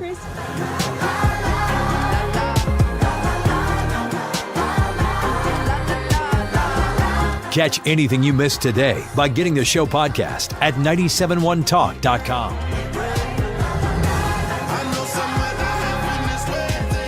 Dependable traffic on 97.1 FM Talk. Hey, some good news. Eastbound 70, they have cleared that accident that was really close to Adelaide, and traffic is now getting by. In fact, if you are leaving downtown, westbound 70 looks pretty good. Just moderate volume at Jennings Station Road and at Highway K. 64, well, we've got some volume out there. It's mainly moderate right around Hampton through Big Bend. Then things open up, and it's a little bit slow at Highway N. Eastbound is slowing 170 through Big Bend and on the approach to the Poplar Street Bridge. Now, we do have some volume on southbound 270. The heaviest stuff is headed for Ladue Road, but then some slow pockets down through 21. 55, it kind of comes and goes. Moderate volume and then a little bit heavier through the construction zone. And that one is south of Arsenal down through Revis Barracks. Some moderate volume in the Peevely area. And if you are on the bridges downtown, there's a little bit of volume eastbound coming off of the Poplar Street Bridge, but it's really not terrible at this hour. I'm Sue Thomas, and that's traffic on 97.1 FM Talk. We still have time for you to get your carpets cleaned in a very professional manner here before the holidays with my friends at Zero Res. They have a great offer that I will explain to you here in a moment. But first and foremost, they're great professionals. They have outstanding customer service. I've worked with them in my home for more than a decade now, and they really do provide you a smarter, lasting clean. They don't use the the same soapy detergents that other cleaners do. They use their patented ZR water. It's a powerful cleaner that's going to make sure that your home is not only clean, but it's safe for people, pets, and the planet. Here's the offer for this month. If you need help with Zera's 3 rooms, starting at $129 when you mention my name or 97.1 FM Talk, $75 off your air duct cleaning package. You can do both at the same time. They'll pull up into your driveway with a, I would describe it as a space-age looking vehicle with all kinds of hoses out of it that will suck the gunk out of your vents and make sure that your home is a lot cleaner. A lot of that stuff is being spat upon your carpet, and it's serving as an air filter. They have great technology that's going to clean not only your air ducts, but also your carpets. If you have pet accidents, things along those lines, they can take great care of you there. They can also do the upholstery and the area rugs as well. So 3 rooms starting at $129 when you mention my name, $75 off your air duct cleaning package.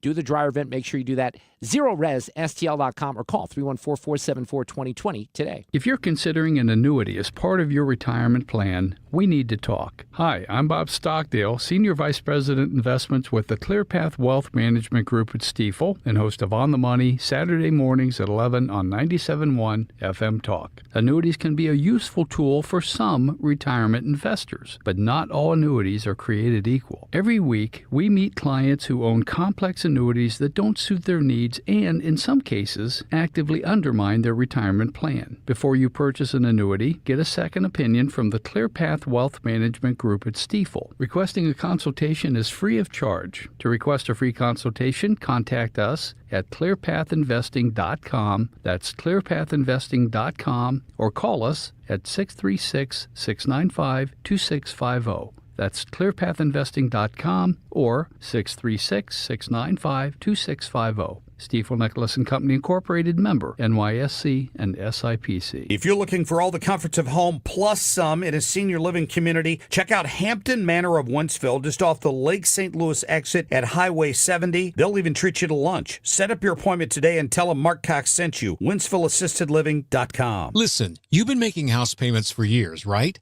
And right now your home's value has never been higher, right? That means you're likely sitting on a small fortune in equity. Good for you. That's cash you could use to help secure your retirement, solve all your financial burdens, enable you to travel, everything you want. The catch is you're not ready to move. No problem. You don't have to with TrueHold, sell and stay leaseback program. This is a genius financial strategy. You sell your home to TrueHold while the value is high. You bank all that equity in cash now, and you can stay in your home as long as you like with an easy, affordable lease. And TrueHold pays property taxes, insurance, and maintenance. TrueHold unlocks your wealth without uprooting your life. Get a TrueHold offer now while your home's value is sky high. Call 1-855-300-9993. That's 1-855-300-1993. Or visit TrueHold.com. The smarter, faster way to cash out without moving out. TrueHold.com. The Mark Cox Morning Show. More Missouri residents have a real Christmas tree in their home than a fake one. I don't believe that. We had one growing up, but no one gets real Christmas trees anymore. Well, you also chase lobsters around on the floor. The Mark Cox Morning Show. On St. Louis's home for conservative talk. I have a real Christmas tree. I have 2 fake Christmas trees, but I have 1 real Christmas tree. Now, it's quite pruned from Oreo the bunny, so it doesn't have much of a bottom to my Fraser fir, but do people not? Do you get a real Christmas tree? Yeah, I'm a real Christmas tree person. But I think we have, as a society, kind of drifted away from it, right? Yeah, that's a shame. I think it's a shame, too. And I was a little concerned. I think I told you that when I first got my tree, because we got it about a week and a half ago, I didn't know if it was going to make it, but it seems to be drinking the appropriate amount of water and does not seem to be drying out. Good. So that's good news. In the next hour, we'll have Brad Young, legal analyst, partner with Harris Dowell Fisher & Young. He's going to weigh in on the Danny Penny case and also the Brian Thompson arrest. We did have an arrest made in Altoona, Pennsylvania. And then Jonah Wendt, who is with Advancing American Freedom, is going to talk a little bit more about Doge, plus an audio cut of the day. We have Frank Cusumano on the line this afternoon from KSDK. Frank, how are you? Great to be with you, Mark. Hope you're doing well. We're connecting via Opal. I feel so technical. You know, I can barely turn on my laptop, and now Fred called me and said, we got to go through Opal. What the heck is Opal? I don't know. It's working. All I know is that we have might have a little bit of echo from the talk back here. We're going to do our best to get through it. Let me just start selfishly with the Mizzou Tigers basketball team, and what an upset. Now, up until about 40 seconds left in the game, I still thought that they would blow it, Frank, but a great win for this program. Yes, I think we were all scared when that 24-point lead was cut to 2, but what an incredible victory. I thought that first half was just awesome where they forced 15 Kansas turnovers, and Tamar Bates was out of sight. You know, they got a big three. They really do with Mitchell, Bates, and Robinson. It's a neat team, and all of a sudden, I would have liked to have been at Enterprise today and just found out how many times that phone rang or they got ticket For requests. bragging rights? Yes, Yeah. because all of a sudden, hey, we got ourselves a team in Columbia, and it's been a long time since we've been able to say that. So I was a little disappointed because I looked at the rankings that came out, and they did not they didn't crack the top 25. I don't even think they cracked the top 30 at this point. You know, you beat a good California team or a decent California team. You take down the number one team in the country in a pretty convincing fashion. But I guess there's a fair amount of teams that only have, maybe one loss or no losses. That was just disappointing. What do you think about that, Frank? Yeah, I thought for sure they'd be in that, 22 to 25. But the good news is they did knock Kansas to number 10. So that was quite a precipitous fall for them. And, just the takeaway is, man, the guy is a good recruiter and he's got players. If he just gets them to play a little defense and rebound, they're going to be okay. My sense, now, if we're being honest, Frank, I made this prediction a few weeks ago. I said that this team was going to be a team to watch, and I had some hope that as they played longer together that this would happen. Now, it's super early, but if you can go into this conference season with just a couple of losses, maybe only one loss, that is a great advantage as you start SEC play, which is not going to be easy. On the Mizzou front, just your thoughts on the bowl bid. It's the Music City Bowl. You make it easy on the fans to get to Nashville. I don't think the matchup is that enticing with Iowa, but this was the matchup that was supposed to take place the COVID year, correct? Yes, it was. And then Mizzou got a bad case of COVID with the roster, and they had to cancel the game. I think you're being kind in describing Iowa. Right. I think they're more boring than a 2 a.m. infomercial. Yes, thank you. They have not really adopted the thought of the forward pass is going to be working in 2025. So, but look, the bottom line is, you'll get Mizzou fans to travel to Nashville, and you have a chance to win your 10th game, get you to 21, send Brady Cook and that fine senior group out in style. That's all that matters. You win your 10th game. Let's go to Major League Baseball, where apparently as fans we're going to have to do a little bit of a GoFundMe for Juan Soto, because how is this guy going to be able to survive on 15 years, $765 million? Yeah, what I love best about this is, even though your average salary during this contract is $47 million, you can't afford a suite for your family at Citi Field. So Scott Boras got that thrown into the deal. No way. Because how can you live on $47 million? You need help getting a suite. Oh my. Well, I mean, for those people who don't know, he went to the Mets, right? Yes, a 15-year deal. And this is a rare situation where you get this 15-year deal when you're 26 years old.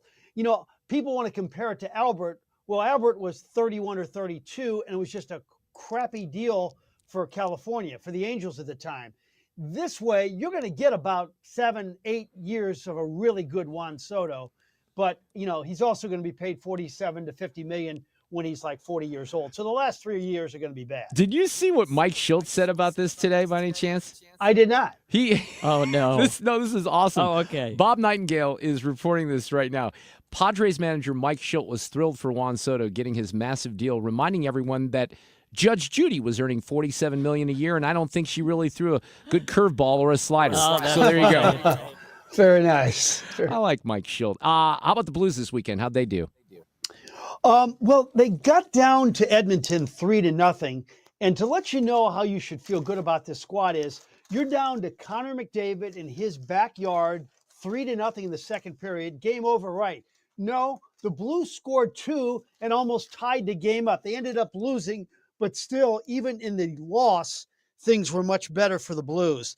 So they're going to finish up in Vancouver tomorrow. And boy, if they could come home with 5 points out of a possible 8, or even 6 out of a possible 8 on a very difficult Western Canada road trip, that would be major progress. That would be good. Give you a little bit more hope as this season goes along. Anything else you wanted to cover this afternoon, Frank?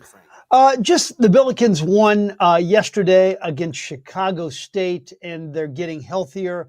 The interesting thing is, I want to say this about Chicago State. They are the equivalent of the Washington Generals of college basketball. They get in their little bus, because I was walking out when they were walking out, and I thought to myself, are they going to win a game this season? Do they know they're probably going to every one of these cities to lose? They're 0-10. So it's kind of a weird existence. They're probably going to win one or two games. But anyway, it's a victory for SLU, and they needed it. And is Avila, is he healthy right now? Oh, yeah. And he put on a Jokic-like performance yesterday with 19 points, 7 rebounds, 4 assists. He really is a great show. If you haven't seen him, go to Shavitz, because you're going to see a guy who's a little bit doughy, but is extremely talented and one of the better players in America. Yeah, he's very entertaining. I latched on to his story last year for sure. All right, Frank, well, thank you so much for joining us on this Monday afternoon. We'll talk on Friday. Sounds good. All right, take care. That's Frank Cusumano from KSDK. We'll take a break here at the top of the hour. When we return, the big story of the day, well, there's really two big stories. Danny Penny found not guilty first thing this morning in that subway trial. Thank goodness. There was an arrest made in the assassination of Brian Thompson, the United Healthcare CEO, and it's a 26-year-old kid who was eating at McDonald's in Altoona, Pennsylvania, and somebody recognized him and said, hey, I think that's the guy that shot the United Healthcare CEO. So they arrested him. They think they got their guy. He had a manifesto on him still. He also had the weapon that they thought at first that he had dumped somewhere. And then Jonah Wendt's going to join us. He's with a great group called Advancing American Freedom. He's got some thoughts on the future of Doge and cutting handouts to migrants and banning DEI funding and all that. That's coming up as well. Plus, an audio cut of the day.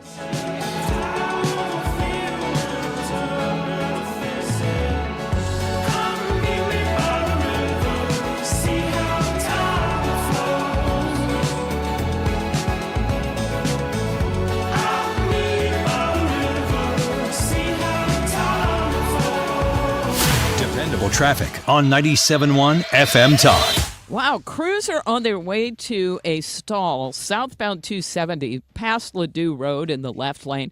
I just say wow because I'm watching them drive there on the cameras. And they've got an Aero truck and they're driving in the left lane to try to get there. And of course, it already looks like it's midnight, even though it's 4:56. So just bear that in mind, and that's causing a delay on southbound 270. A little bit slow, too, down at Highway 21. Now, we've got southbound 170 with slow pockets anywhere from Olive through 6440. Westbound 40, pretty slow, Kings Highway out past McCausland. Eastbound is slow east of Lindbergh through Big Bend. Out west, it's not bad, some volume at Highway N. 70 westbound, moderate volume at Jennings Station Road and at K. Southbound 55, slow pockets south of Arsenal through Revis Barracks. And eastbound 6440, a little bit slow, headed for and crossing the Poplar Street Bridge. This report brought to you by Jerry Kelly Heating and Air Conditioning. I'm Sue Thomas, and that's traffic on 97.1 FM Talk. My best friend Jenny came over for coffee, said it's cold enough in here to play hockey. Well, my furnace broken, it's already late. Call Jerry Kelly because they're open till 8. JerryKelly.com. They're fast and they're good and they got it going on. Jerry Kelly. I think it was a week ago today we had a great conversation with George Rosenthal from ThrottleNet. We always have great conversations with George and the team. We dragged him into the conversation about these undersea cables that carry a ton of data that were severed in the Baltic. And he always comes on here and gives us information that we had no idea about. And that's why they're the best here in St. Louis. They provide award-winning business IT support, managed IT services, and cybersecurity for hundreds of businesses here in the Midwest. And you could be the next business owner. You don't want to risk this to, just an average company. When you have amazing customer reviews, go online and check them out yourself at throttlenet.com. This under 2-minute response time that leads the industry. They're very proud of the work that they do. And if you're a business owner or you're involved in hiring cybersecurity support or IT support, why would you turn anywhere else when you have such a great trusted company right here in St. Louis? And they don't lock you into a contract, so keep that in mind. No contracts. You can leave at any time. They have great service. You're going to love them. ThrottleNet.com to get started today. That's ThrottleNet.com. Count on Steel for Christmas cleanup made easy with the SEA-20 battery-powered handheld vacuum. Now just $99.99. Visit your local Steel dealer today or shop online at SteelUSA.com. Valid offer for a limited time, only at participating dealers while supplies last. The TR Hughes Homes for the Holidays display and inventory sale is going on now through the rest of the year. Hi, I'm Jason Hughes with TR Hughes Homes, and we have several quick move homes ready for immediate move-in. Save up to $50,000 on a brand new move-in ready home in one of our 4 beautiful communities. Come see why TR Hughes is St. Charles and now Warren County's premier home builder. Move-in ready, up to $50,000 in savings, just in time for the holidays. Visit trhughes.com for details. That's trhughes.com. Why do the national tax resolution firms need the tiny fine print at the bottom of all their TV ads? Hi, this is Lance Drury with the Lance Drury Law Firm. You don't hear fast-talking disclaimers in our ads because the claims we make are 100% transparent. The Lance Drury Law Firm primarily focuses on one thing, IRS problems, and we're regulated by the Bar Association, and we have a AAA rating with the Better Business Bureau. IRS issues are serious legal issues. The Lance Drury Law Firm has helped thousands of clients navigate the best resolution plans, and we tell you up front exactly how much it'll cost. Tax resolution law is all we do. So before you send money to some out-of-town, high-pressure salesperson, give us a call at the Lance Drury Law Firm, located right here in St. Louis. Call today to schedule your free consultation with me, 314-260-6120, or visit LanceDruryLaw.com. The choice of a lawyer is an important decision and should not be based solely upon advertisements. KFTK FM Florissant. From the Under Law Injury Lawyers, GetJim.com studio. That's GetJim.com. 97.1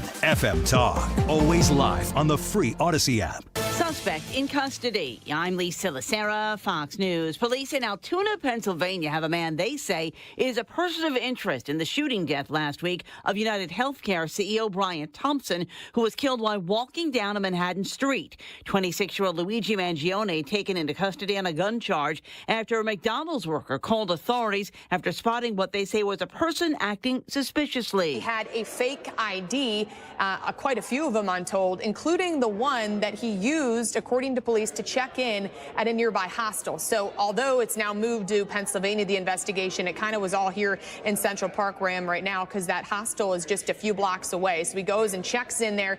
He's caught on camera, jumps in a cab, and now we know he took a bus, according to investigators, to Altoona, Pennsylvania. Why he was there? Was he hiding out? Did he think no one was going to recognize him? That's all going to come out. Fox's Alexis McAdams in Manhattan. Police say Mangione had a gun on him at the time of his arrest that's believed to be the one used in the shooting, and also had writing suggesting his anger with corporate America. Reaction continues to come in after the jury found Marine veteran Daniel Penny not guilty of criminally negligent homicide in the chokehold death of Jordan Neely on a New York City subway. A jury of his peers heard the case, saw all the facts and all the evidence, and made a decision. And I joined D.A. Braggs in stating that I respect the process. Mayor Eric Adams. I miss my son. My son didn't have to go through this. I didn't have to go through this either. It hurts. Really, really hurts. Jordan Neely's father, Andre Zachary. The manslaughter charge against Penny was dropped after the jury deadlocked on that count last week. Penny's lawyer had argued the 26-year-old was protecting fellow passengers after Neely, who was homeless and had mental health issues, threatened them. America is listening to Fox News. Trump's victory doesn't mean our financial worries are over. Hi, Dr. Ron Paul here. Washington's spending addiction still threatens your savings. That's why I recommend gold IRAs from my friends at Birch Gold Group. These accounts protect your retirement from government mismanagement. For a free info kit on gold IRAs, text the word SHELTER to 989898. Don't wait. Text SHELTER to the number 989898 now for your free kit from Birch Gold. Message and data rates may apply. You've got a Pepto predicament, Festive Feaster. Who wants another slice of Grammy's famous pumpkin pie? I do not. I think I need to lay down for a minute. You overdid it on all the family favorites, and now your stomach's throwing a Yuletide tantrum. Undo it with Pepto-Bismol. When you have nausea, heartburn, indigestion, upset stomach, diarrhea. Pepto-Chewables provide fast 5-symptom relief, so you can get back to the feast and the festivities. Who's ready for some games? When you overdo it, undo it with Pepto. Use as directed. Keep out of reach of children. Air Comfort Service, heating, cooling, and insulation, weather. The official 97.1 FM Talk Weather Center forecast: clouds and sun, a rather mild afternoon. High today 58. Clouds and a bit cooler tonight, low 35. Partly sunny, cool day tomorrow, the high 41. Partly cloudy tomorrow night and a low 31. A couple of flurries on Wednesday morning, otherwise partly sunny and cold. High on Wednesday afternoon, 38. I'm Steve Williams for 97.1 FM Talk. For years now, I have encouraged you to go to Michael's Flooring Outlet to get your flooring projects done because they do such great work. I can vouch for them personally at this point. I always knew that I could. I had Mike and the team in my house a couple of times here over the last couple of months, and we did a beautiful new project in the basement that they installed last week, and it looks fantastic. What happened was we pulled some carpeting out of 2 bedrooms because the carpeting was getting a little ratty. My bunny, my emotional support bunny, Oreo, was chewing a little bit on the carpets, and it was just time to do something different. We went with beautiful, luxury vinyl that looks fantastic, that is in the bedroom that my daughter has, and then across the hallway. We don't have multi-level home that goes across the street. But then we had some left over, and I talked to Mike Reynolds and said, hey, why don't we put some of that in the basement? That's where the bunny hutch is. There's a little play area. Also walks out to my hot tub. And they did that last week. And we were kind of separating the room off where most of it's still carpeting. And then this play area has the hard flooring. And I wasn't completely sure, what it was going to look like. It looks fantastic. I got home on Friday night. They knocked it out of the park, and they'll do the same for you as well. If you have flooring needs, don't go anyplace else. Go to Michael's Flooring Outlet. 3 great locations: Old Town St. Peters, Darden Prairie in West County, and the website is fantastic.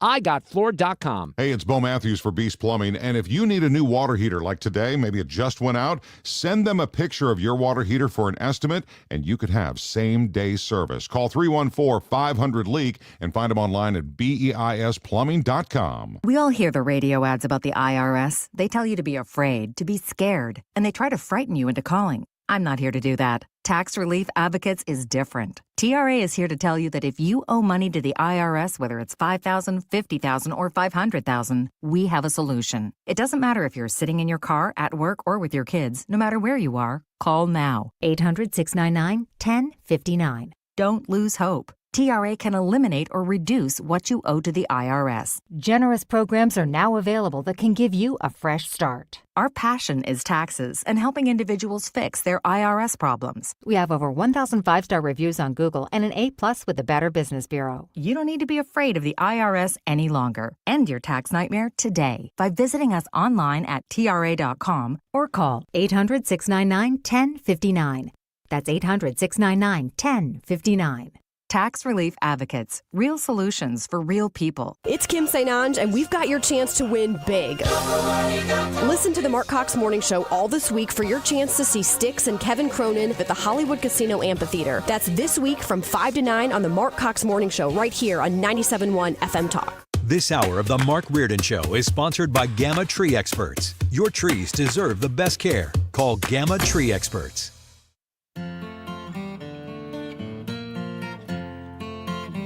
Heard this song over the weekend, and I don't think I had any Chris Isaak in the bumper list.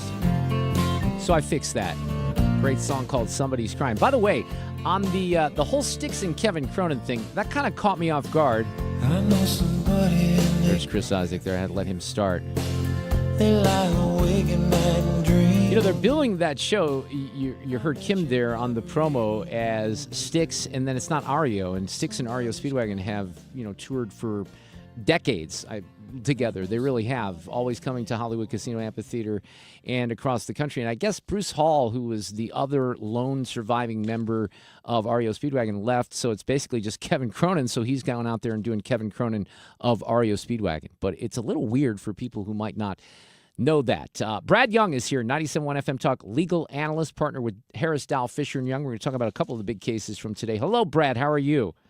Mark, I'm doing great, sir. Thank you. We have to start with something that's more important than any of this, that's near and dear to our heart, and that is the Mizzou upset of the number 1 ranked Kansas Jayhawks basketball team. How awesome was that yesterday, Brad? I was in a meeting yesterday at my church, and I couldn't watch the game, but when I got the text, I literally texted it to every KU fan I know, and I was gloating. Oh, listen, yesterday was a great day. It was a great day, and for me, because, and I say this sincerely, as someone who has been through ups and downs with Mizzou football and basketball, and Brad, you probably know, I spent 13 years in Columbia. I graduated in 1986, but I worked in media and radio and television until 1996, and I was there for, I would say, the greatest era of Mizzou basketball with Coach Stewart. I became very, very close with Coach Stewart, and we had, I remember when we were number 3 and Kansas was number 1, and we were both in the top. I mean, some of those games back in the day were just epic. Now, this rivalry has kind of died off a little bit because KU's always so damn good in basketball, of course, and Mizzou has not had the greatest run on the basketball side. And, I think you would agree, too. It's a little ironic because when we joined the SEC, the conventional wisdom from fans was, okay, well, we might get our asses handed to us in football for a while, but we're going to be pretty good on basketball. That is not, SEC basketball has become very competitive, but that was a huge signature victory for this season. And what I was going to say, just to complete my thought here, Brad, is I just look for entertainment value, and it's been so difficult. Last year, I didn't watch a damn game after about the second ACC game because they were so bad. Yeah, it was bad. But listen, yesterday was a great day of taunting, teasing, and gloating, and I enjoyed every minute of it. Well, I think that this bragging rights game, Cusumano said this, there's going to be a whole lot more interest when you have a couple of teams that are decent going at one another. I will say this also about the bragging rights game, and I was there for that triple overtime thriller decades ago.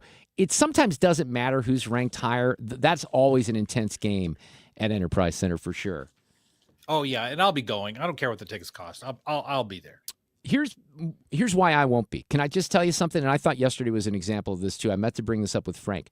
Why in the hell are they scheduling big matchup college basketball games in the middle of the NFL season on a Sunday NFL at noon? That's just dumb. And that the bragging rights game is at noon 2 weekends from now on a Sunday. Well, I see your point, but I would personally rather be at the bragging rights game and then DVR the other things, watch it when I get home. I mean, that's probably what I'm planning on doing. I've got a buddy of mine that's got tickets, and I'm planning on being there. Well, it's going to be fun. All right, here is the family attorney for Jordan Neely, Dante Willis, after the not guilty verdict that came in today. Danny Penny acquitted. We're devastated, upset, angry, hurt. Over and over again, we keep coming to the system, asking the system to let us know that our lives have value. Jordan Neely's father. I miss my son. My son didn't have to go through this. I didn't have to go through this either. It hurts. Really, really hurts. What are we going to do, people? What's going to happen to us now? And I think he's talking about African Americans, and I'm very confused about that. Look, I think anyone can have empathy for his father. He lost a son. We know how devastating that could potentially be. But, the system really failed this guy. 42 arrests. He should have never been on that subway car, Brad. No, yeah, right. He literally should have been incarcerated. He could have gotten help in prison for this. I mean, if you break the law, you go to jail. And that's where he should have been. Had that happened, he wouldn't have been threatening people on the subway. He wouldn't have had to have been restrained. Other members of the subway would not have had their lives threatened, and all of this could have been avoided. So, and then plus on the other side, they talk about no justice, no peace. That's what you were hearing chanted in the background. Well, what is the focal point of that no justice, no peace? That was a New York jury. I mean, of any place in the country, where else other than New York City had there been the need for justice for the decedent here? Where else other than New York City would they have found that relief? And yet even there, even in the most liberal progressive city in this country, the jury still reached the correct verdict, as I predicted they would. And because of that, this is not a matter of no justice, no peace. It's a matter of, I'm sorry to say that your son broke the law. He threatened other people. And while we can have empathy for you, that does not necessarily mean that another person needs to be incarcerated for what your son did. If you want to, scream about the system, you want to do something about it, address the mental health, component of this. I don't know how we do that as a country, because I think that we're fine. There's a lot of crossover, Brad, as you know, in a lot of these things that we're talking about. You want to go back to last week at the Supreme Court with the trans issue. A lot of mental health issues with these kids that are not being addressed. Yes. The country has Yes. a pretty big crisis when it comes to this. And I've spoken very freely of my experience with anxiety and depression, and I was very lucky. I got help, got on some medication that has really, really saved my life. But, you know, there's a lot of people out there that don't get help. Sometimes the help isn't very good. And I understand how you get in situations with mental health that are very difficult. And I don't know how many people, you know, you've traveled around the world, I'm sure, Brad, but if you go to New York City, if you go to Boston, Chicago, or even Las Vegas, you see some pretty radical things with homeless people that are talking to themselves. I mean, it's severe mental illness. And I have myself felt like, you know, I'm in a little bit of danger on the streets of Las Vegas, even up and down the strip, because you have people that look very unhinged. I've been with my daughter at times. So it's a crisis, and it's out there. And, you know, the people who have this crisis, they don't want to live in a shelter, right? So they're homeless in many situations. And in many situations, they're dangerous. And that's what happened here. Well, but I've also seen this in London. I've also seen this in Amsterdam. I'm just thinking about some of the places I've been, even internationally, that struggle with these same issues. And I guess from a justice standpoint, from a legal standpoint, we can say that individuals who have mental health needs need assistance. But that does not mean that Daniel Penny should have gone to prison for protecting himself and others on the subway. Yeah. Those two things are not synonymous. So what did you make of the weekend? Because when we left on Friday, the judge had dismissed the higher charge. I heard some, I don't know if it was Paul Morrow or Turley this morning on Fox saying, you know, when that happened on Friday, maybe the team with, Danny Penny was preparing him. Look, this might not be a good thing because they may come in with a guilty on the lesser charge. And they took no time to come in this morning and said, nope, we're acquitting. Yeah, I would. Boy, that's confusing to me, because I had the exact same thought when there was a deadlocked jury on the greater charge of manslaughter, and yet on the lesser charge they decided it very, very quickly. And I would really like to talk to some a jury member in that room to try to discern, why were you deadlocked on the greater charge and not deadlocked on the lesser charge? To me, that seems inconsistent. But listen, that's our system.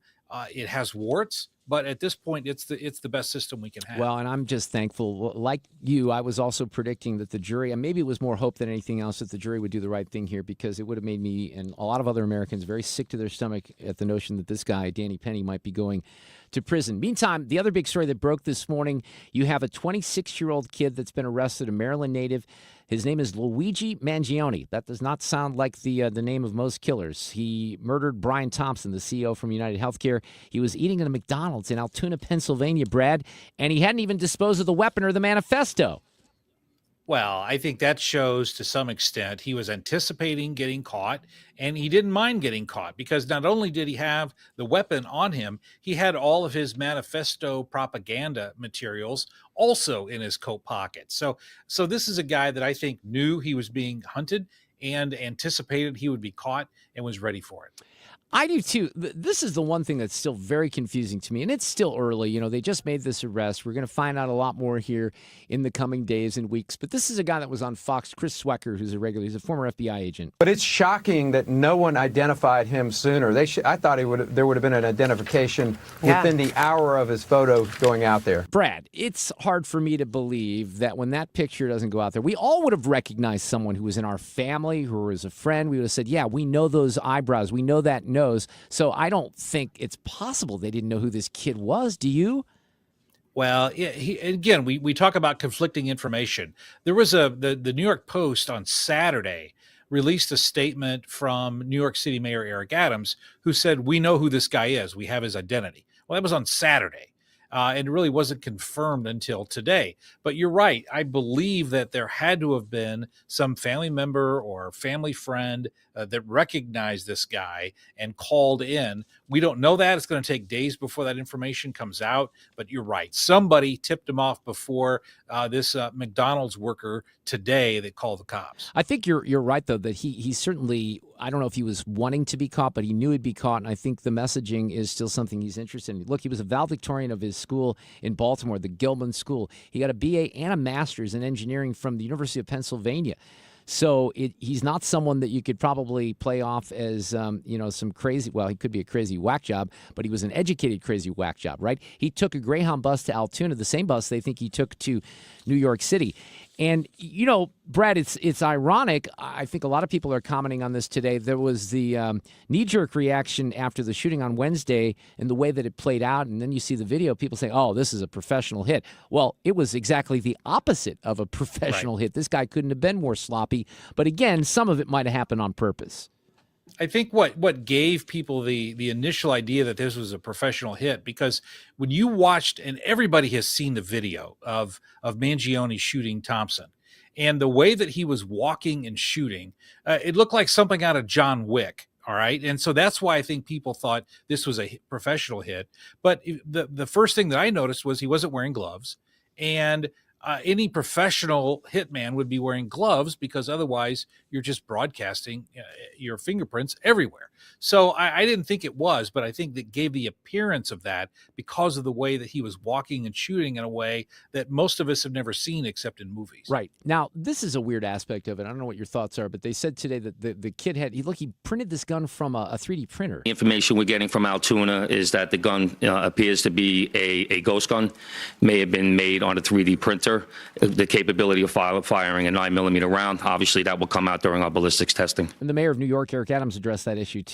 We have really talked about this since the beginning of the administration. They could be made on a 3D printer, and they are extremely dangerous, and we must do more on the federal level to clamp down on the availability of ghost guns. I don't know that I disagree with him, but I'm not sure exactly how you would do that if you can just spit these things out of a 3D printer. Well, there's a couple of issues here that we need to clarify, Mark. First of all, I've seen guns made by 3D printers. I've seen them. I've held them. I do not believe that the gun this guy was firing was a ghost gun, was a 3D printed gun. You really because don't. In the clips that you heard, they are using the term ghost gun and 3D printer gun synonymously. Those terms are not synonymous. A ghost gun, which I've also seen created, and I've also fired ghost guns, those are simply guns that are made by the parts that are still metal. They're just like any other gun. You just assemble it yourself as opposed to buying it pre-assembled. A 3D printed gun is not a ghost gun. A 3D printed gun is typically made out of plastic or some carbon fiber material. That makes sense. The 3D printed guns look completely different than any other gun. So when you look at that gun, I'm not suggesting there couldn't be 3D printed plans for a gun that I've never seen, but all the ones that I've seen, which is many, they look distinctive because they're being printed out of molded plastic or carbon fiber, and they look and they fire differently. This could have been a ghost gun, but I do not believe it was a 3D printer. A lot of people who are identifying, even Phil Holloway was on the show on Friday, were talking about the gun. It looked like it was more of a relic from World War II, is what I think some people weighed in on. So that's correct. A British pistol, because of the way it fired and the way that he had to rack the cylinder after he had a misfire. It did have the appearance of that World War II pistol. It may still be. I don't think we really know that yet. But I just want folks to know that a ghost gun and a 3D printed gun are two different things. They're not two different terms for the same type of gun. And you have this reaction that now, some of the legacy media is latching on to, covering the disgusting reaction that exists out there online, in particular of this murder, with people pretty much rooting for the killer and not not having any empathy for the victim whatsoever because he was a healthcare executive. And some of that's been shocking. It is shocking, but can't we reasonably conclude that those were the exact beliefs of the shooter? Because he was an anti-capitalist. He was an extreme environmental activist.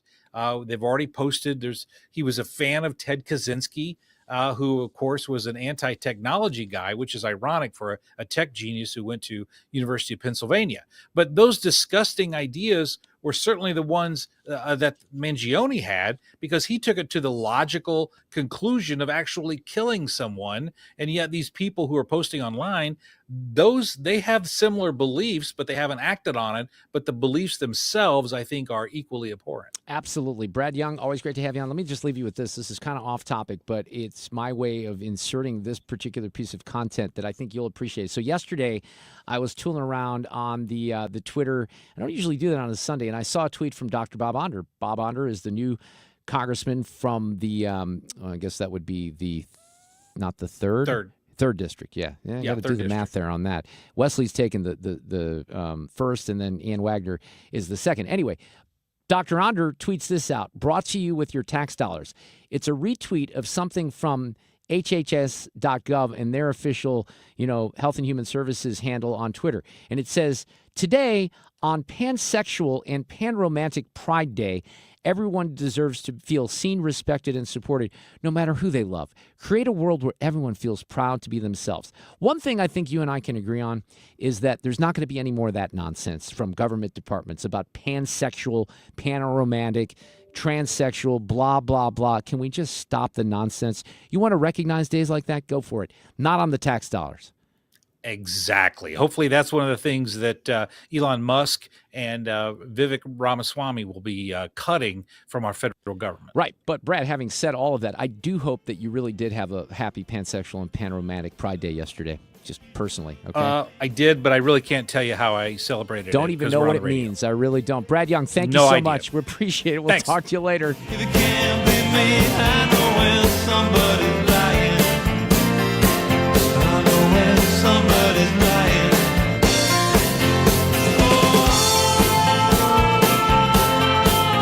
Dependable traffic on 97.1 FM Talk. Oh, I was really enjoying that, Chris Isaac. I know. I didn't have any Chris Isaac on the list. I added that. I love it. Great okay. song. There was an accident southbound 270 past Ladue Road, and this thing has been blocking the left lane. We've got a parking lot jam back through Page. Now, there was some volume on westbound 64. It looks like the usual. So that means Kings Highway out past McCausland, and then some slow pockets from McKnight through 270. Eastbound is a slow go approaching 170 through Big Bend, but it looks fine at the Poplar Street Bridge. Now, if you are westbound on 44, it's slowing in front of the arch in the depressed section there. Southbound 170 slows headed for 64. 70 westbound, there's some moderate volume around 141, and out west, 64 isn't bad.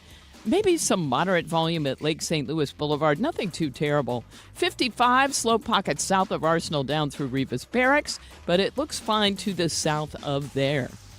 I'm Sue Thomas, and that's traffic on 97.1 FM Talk.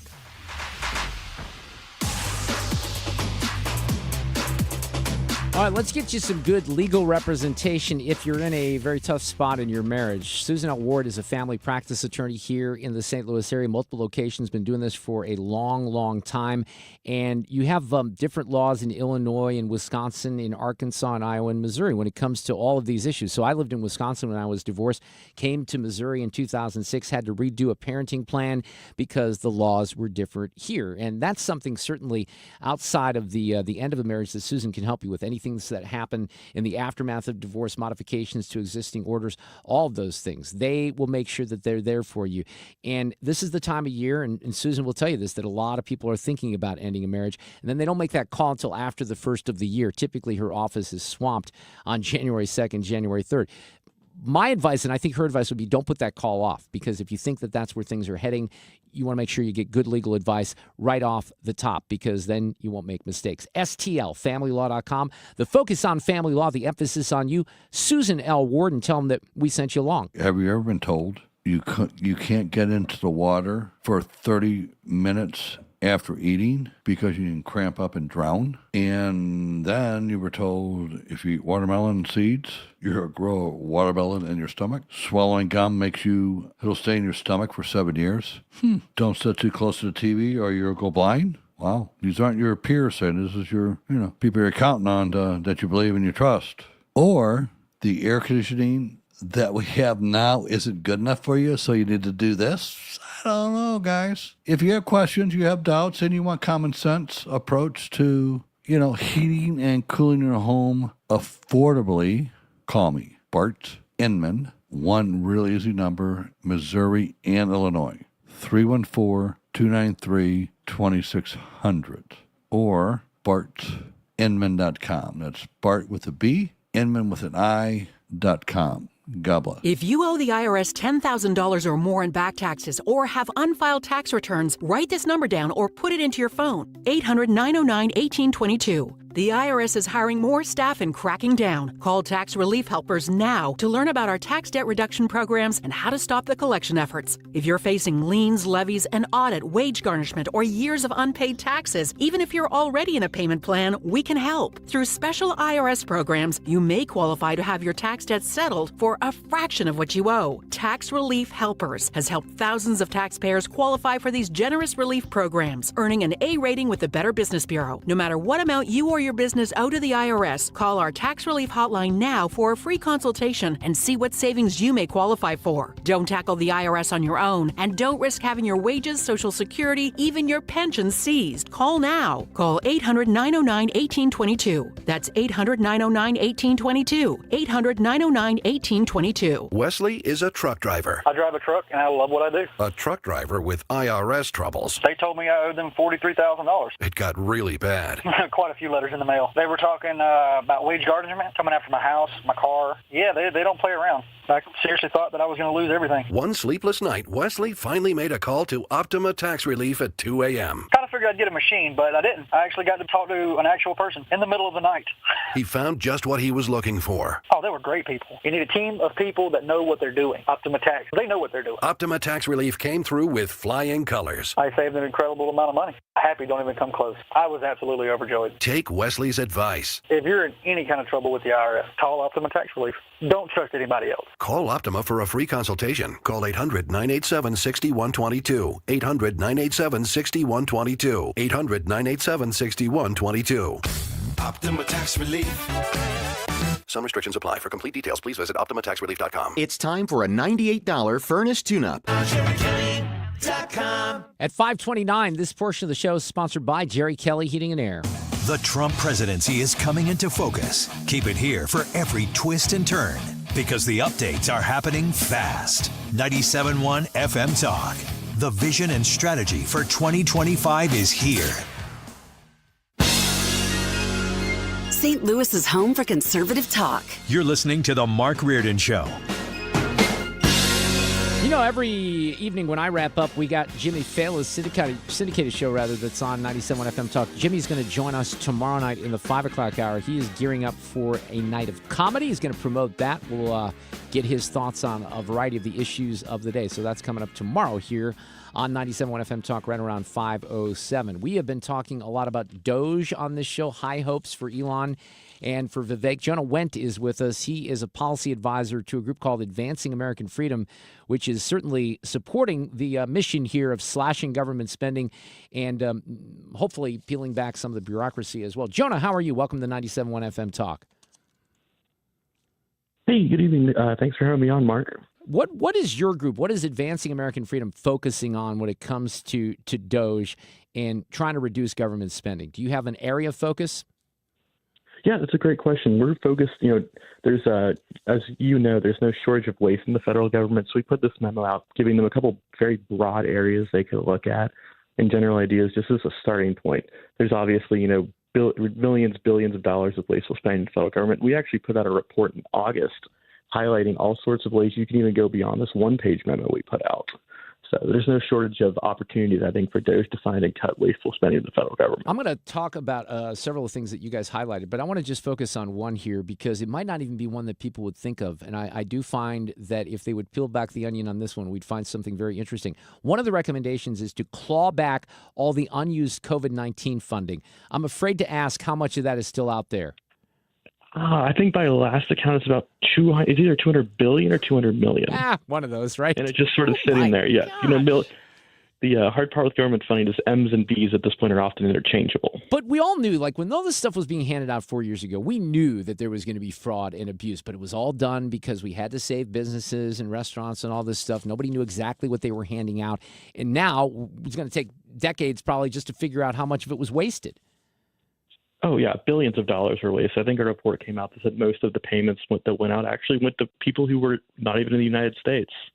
So great job stopping all the fraudsters on that. So one of the things, or let me kind of tick down the list here when it comes to waste, fraud, and abuse that Advancing American Freedom is focusing on. Pressure Congress to reinstate the longstanding earmark ban. I think that would be a good place to start. There's still people, this, I'm sure, Jonah, there's folks out there that would still support the earmark process because, you're bringing home the pork to states like Missouri, et cetera. Ensure illegal immigrants are ineligible for federal benefits. That seems to be something that shouldn't be too tough to do. Eliminate all taxpayer-funded corporate subsidies in U.S. law, including tax expenditures. That's going to be controversial. Prohibit federal funding for programs that are designed to promote DEI. That one under this Congress might be pretty manageable. But when it comes to the illegal immigrants in particular, this is something that we know resonated with the American people. We know it resonated with people in particular in North Carolina that, were given $750 checks. They don't have homes to go back to. And you have migrants that are given hotel rooms and all these other things. So that's certainly something that I think maybe both sides of the political aisle can maybe focus and agree on. Don't you think, Jonah? Yeah, one would certainly hope these are pretty middle-of-the-road, common-sense ideas that I think a majority of Americans would agree about. What about, some of the other things that you talk about here in the Green New Deal are interesting. So the so-called Inflation Reduction Act, we know how well that turned out. That was the Green New Deal.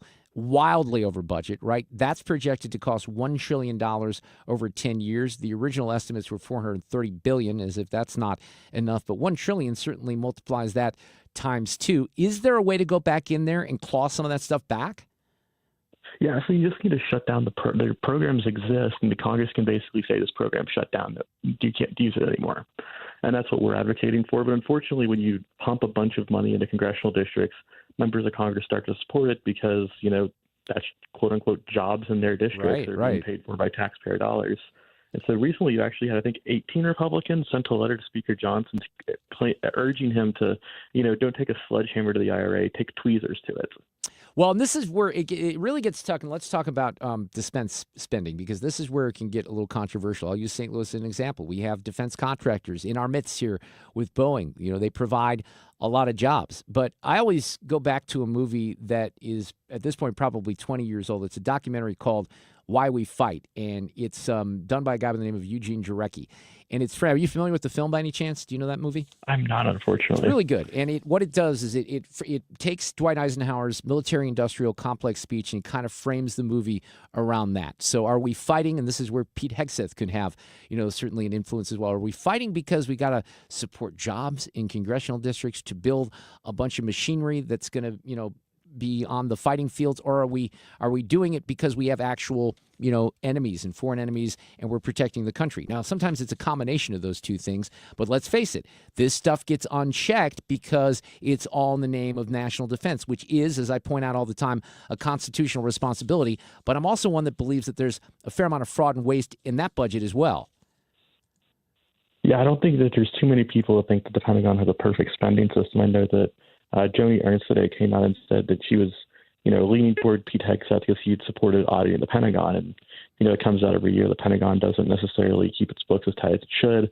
But then we've also got to balance that with the Biden administration's basically lit the whole world on fire. And there's going to have to be a little bit of tug and pull here to, bring the world back under control, given that it's literally on fire.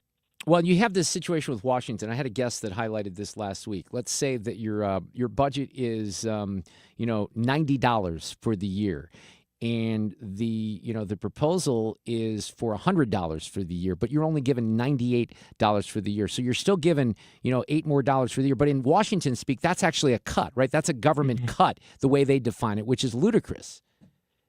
Yeah, only in Washington, D.C. can you hold spending even if people call it a cut. A lot of the inflation that American people suffer comes out of Washington, but as soon as you don't give them an inflation-adjusted increase, all hell breaks loose. Well, and that's why you guys, this is something that's interesting here, too, because you're talking about non-defense spending, to my point here, to pre-COVID levels. So you have, and these are stunning numbers, I really think they are, Jonah.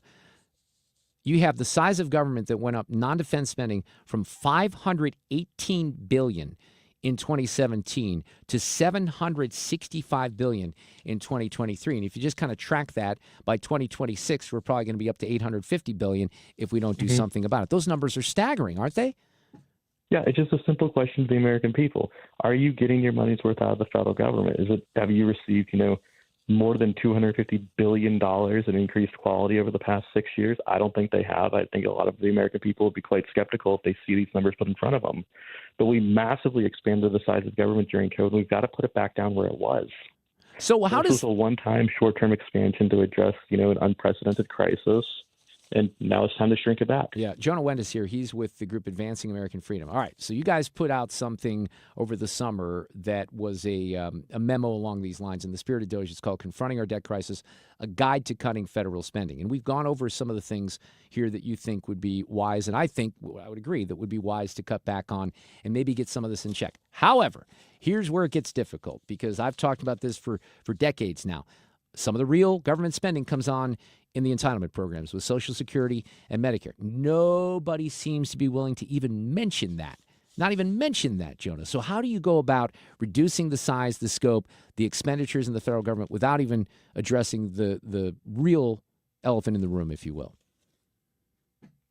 Options here, you can strengthen work requirements for able-bodied individuals who probably should be working but aren't. You can stop waste and overpayment. There's been studies that shown that about, $256 billion was erroneously paid out by the federal government to these mandatory programs.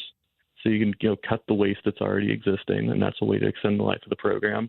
And you can also, there's stuff around the edges you can move. There's all sorts of wonky things, like you can reduce agriculture subsidies, you can establish fiscal commissions, you can means test cost of living increases. So say you make more than $1 million a year and you're getting Social Security, are those really people that obviously they paid into the system, but you're making $1 million a year, you don't need the cost of living Look, increase. I'm a fan of means. I think that you have to address Social Security is something you can get a handle on, and means testing should be on the table. At the very least, some of these ideas should be on the table for people to chew on and then say, hey, we have a crisis here. We have to do something, or this is what's going to happen to younger Americans. Because for those of us who are over the age of 50, it doesn't matter anymore. We're going to get our benefits, and it's going to be done. But for younger people, I've got kids in their 20s. I've got a little girl about to turn 10. Those systems are going to be in jeopardy in the future. There's no doubt about that. Hey, Jonah, you guys got a website you can send people to for Advancing American Freedom? Yes, we do. If you guys want to read more, go to advancingamericanfreedom.com. You can find all sorts of policy papers. We like to do one-page memos. We like to keep it simple so we can actually understand what's going on. Instead of trying to prove to the American people how smart we are, we prefer you guys understand. Well, I like that. And some of it, you know what? Some of it is, as President Trump has been saying, and Vivek and Elon, some of it is common sense, isn't it? Yes, sir. I think it is. We just got to get a handle on that. Thank you, Jonah Wendt. I appreciate it. Great, thank you. Have a Take great care. rest of We the got an audio cut of the day still to come here on 97.1 FM Talk. Hang in there.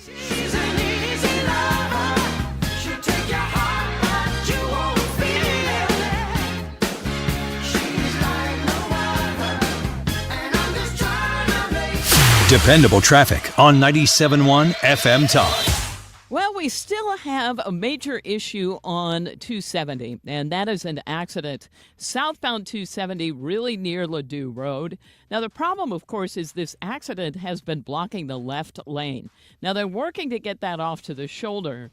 But in the meantime, it looks like they may have just cleared that. Man, it's so dark out there, it's difficult to see.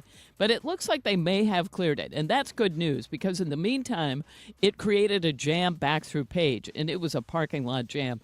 Southbound 170, a little slow at 6440.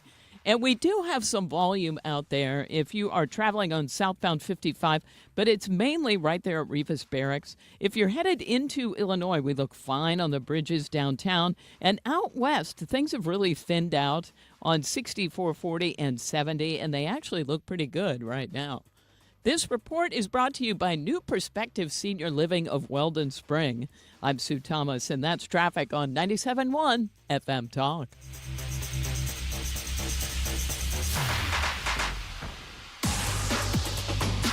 Hey, it's Mark Reardon for New Perspective Senior Living in Weldon Spring. This brand new facility offers state-of-the-art independent or assisted living and memory care, and now has holiday specials on select apartments. Visit npseniorliving.com or call today to schedule a free lunch to experience senior living redefined for yourself. The TR Hughes Homes for the Holidays display and inventory sale is going on now through the rest of the year. Move-in ready, up to $50,000 in savings just in time for the holidays. Visit trhughes.com for details. That's trhughes.com. All right, we are a week away. I'm very excited. I'm going to be attending next Monday evening the downtown clubhouse of the Missouri Athletic Club. It is the 55th annual Jack Buck Sports Awards, and Brady Cook's going to be in the house, we're told, but it's because Coach Drink is going to be honored. You have big names that have been selected elected by MEC members over the years. Coach Drink this year, but we've had obviously big names like Ozzie Smith and beyond over the years. This is a great event. I can't wait for next week. One of the things that the MAC does on a regular basis is really trying to help the community as well. And they have a sports foundation, and under that, the Charitable Society for Children. One of the things that we do as a club, because the Charitable Society for Children is an extension of the sports foundation, kind of operates as a club within a club, donating money to very important local children's charities. So if you're an MAC member, you can always look into that a little bit more and support the Children's Society for Children. The Charitable Society for Children at the MAC. All that information is up online at mac-stl.org today. Audio Cut of the Day is coming up next. In Missouri, farming isn't just a profession, it's a purpose. You can feel it in our 27 million acres of farmland. You can see it in the nearly 41,000 Missourians who work in agriculture. You can hear it at our farmers markets. You can count it in the $93.7 billion it brings our state. And you can taste it at your family's dinner table. A lot of farmers in our state rely on Bayer's tools and inventions because Bayer has a purpose too, to help farmers thrive. Learn more at go.bayer.com/purpose, paid for by Bayer. The election is finally over. Now you can get the cash you need. Imagine what you could do with $50,000. Pay off credit cards, do home improvements, or even pay off auto loans. Golden Oak's mortgage rate is 5.25%. There's no out-of-pocket costs, so call today and make no payments until next year. Call 314-567-GOLD. Golden Oak Lending cured my blues. 6.19 APR, FHA, 15-year, 20% equity, qualified credit. Additional terms apply. NMLS 114937. Tony La Russa here. Men, are you running out of stamina rounding third base? If so, call my friends at Victory Men's Health in O'Fallon, Illinois. Scoring at home is important, just as important as crossing the plate with the winning run. VictoryMen'sHealth.com. Annie Fry here. If you're nearing retirement or already retired, call my friends Thomas Helbig and Bob Kershaw with the Retirement Advisory Group. They'll show you how linking to the market is much safer than owning the market for your retirement savings. They are the official financial advisors of my show. Go to retirementkey.com. The Mark Cox Morning Show. Hey, it's Kim. Let's hope the frog in Mark's throat is finally gone Tuesday. At 8:20, Brenda Talent from Show Me Institute on 17 ideas to move Missouri forward in 2025. The Mark Cox Morning Show. On St. Louis's home for conservative talk. I started with a few Christmas songs today, actually just two, and this is the second one. So I figure we sprinkle them in here over the course of the next couple of weeks. I don't know if you've heard, but Christmas is coming up. It's 2 weeks from Wednesday. I am not ready. I'm getting closer to being ready.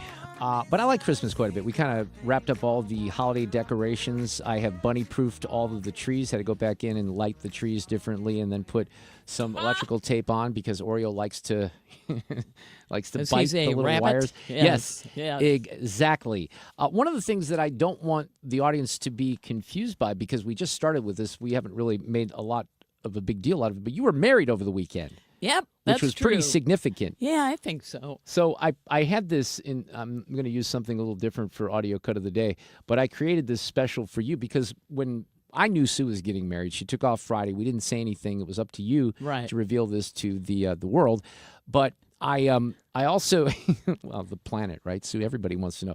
I also didn't want to congratulate you if something had gone awry. So I said yesterday, hey, I want to congratulate you, but I certainly need to know if this is a runaway bride situation like this. The bride is walking down the aisle. Sue Thomas is walking down the aisle. Seems very confident in her approach. She's at the first pew. The bride seems to be a bit hesitant. She's turning. She's turning it. Oh, she's running. Where's she going? I've never gone back and watched that movie. Oh, my gosh. I like Julia Roberts, but you did not run away. No, I did not. I was happy to do it. We had a great time. It was a nice family, small wedding. It was just, it was great. But you've never been married, like, in your whole life, No, right? And we've been together a long time and haven't been. And, you know, my brother was in town, and I looked over. I only had 3 people on my side. There were like 4 on his.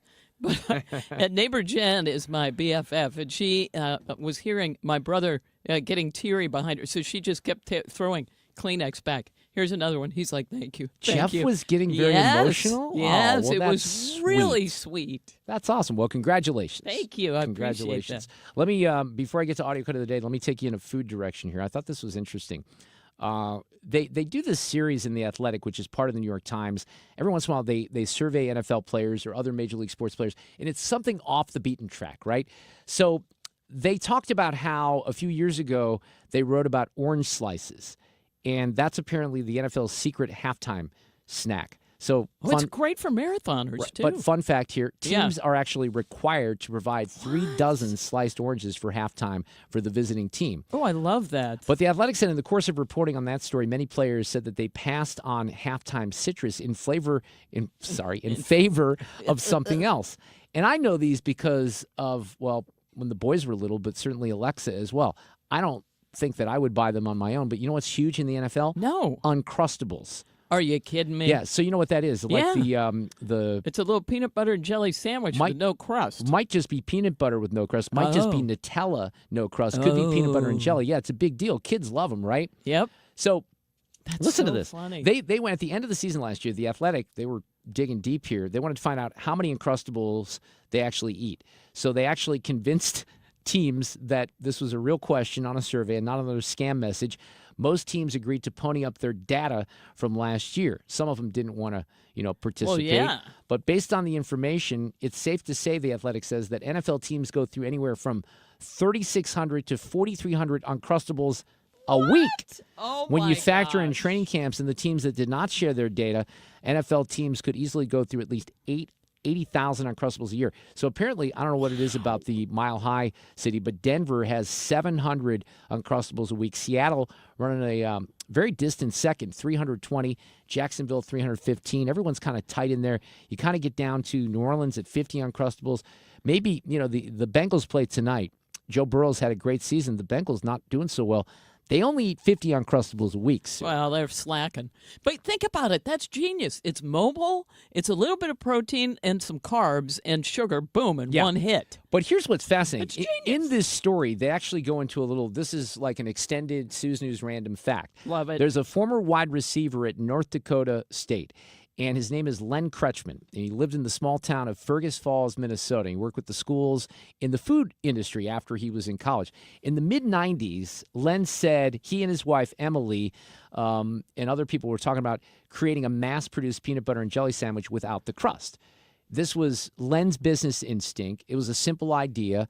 So they started in their kitchen with a loaf of bread, 1 jar of peanut butter, 1 jar of jelly, and a few drinks. Len said, "We're not recreating the atomic bomb here.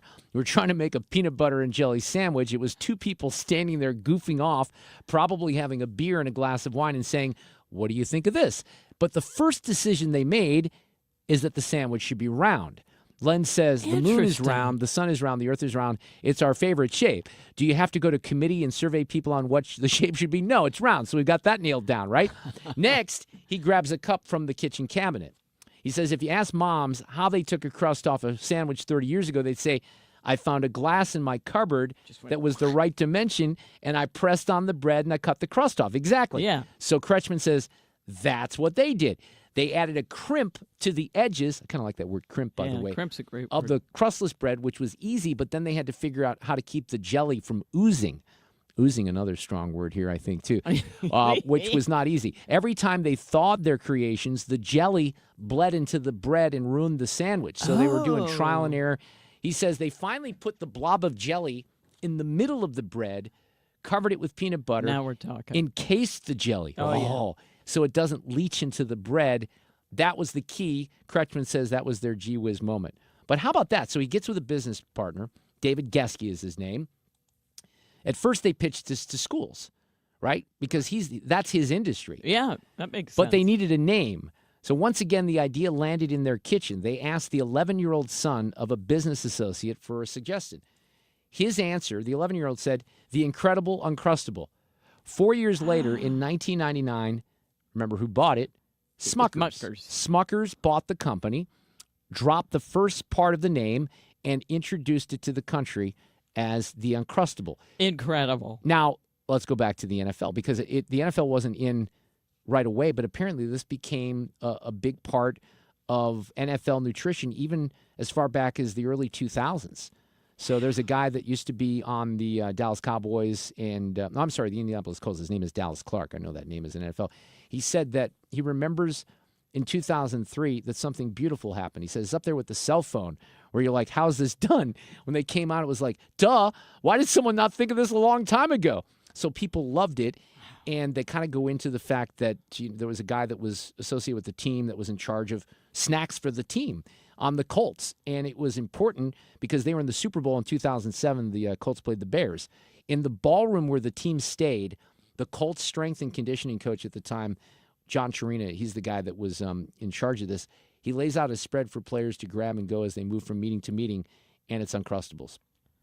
That's just awesome. I had no idea. So then the players kind of like them, and they can, they say you could throw your playbook on top of them. Didn't make any difference. Squished, unsquished.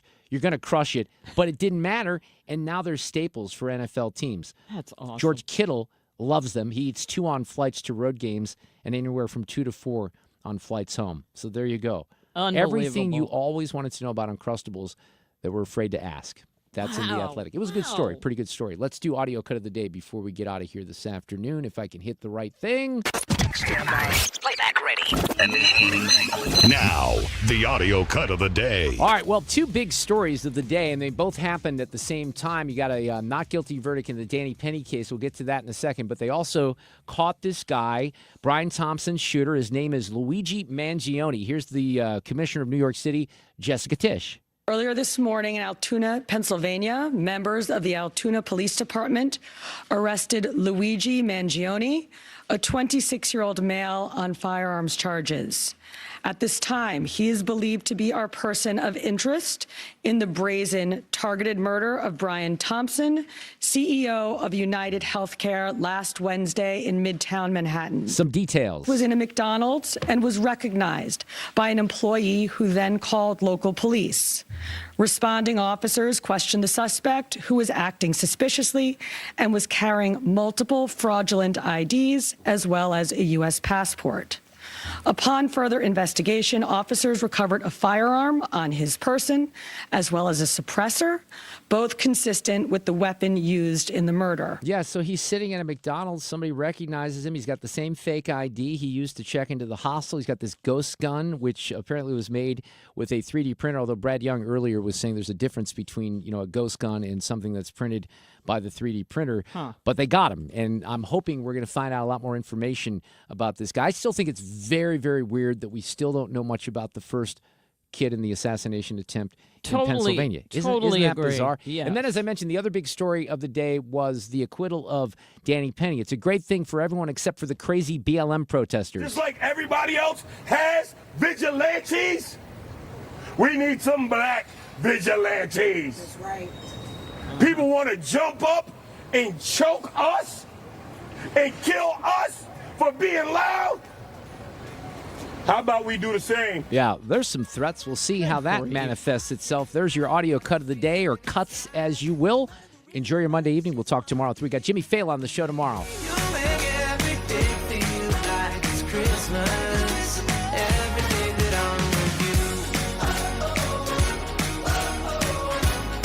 Catch anything you missed today by getting the show podcast at 971talk.com.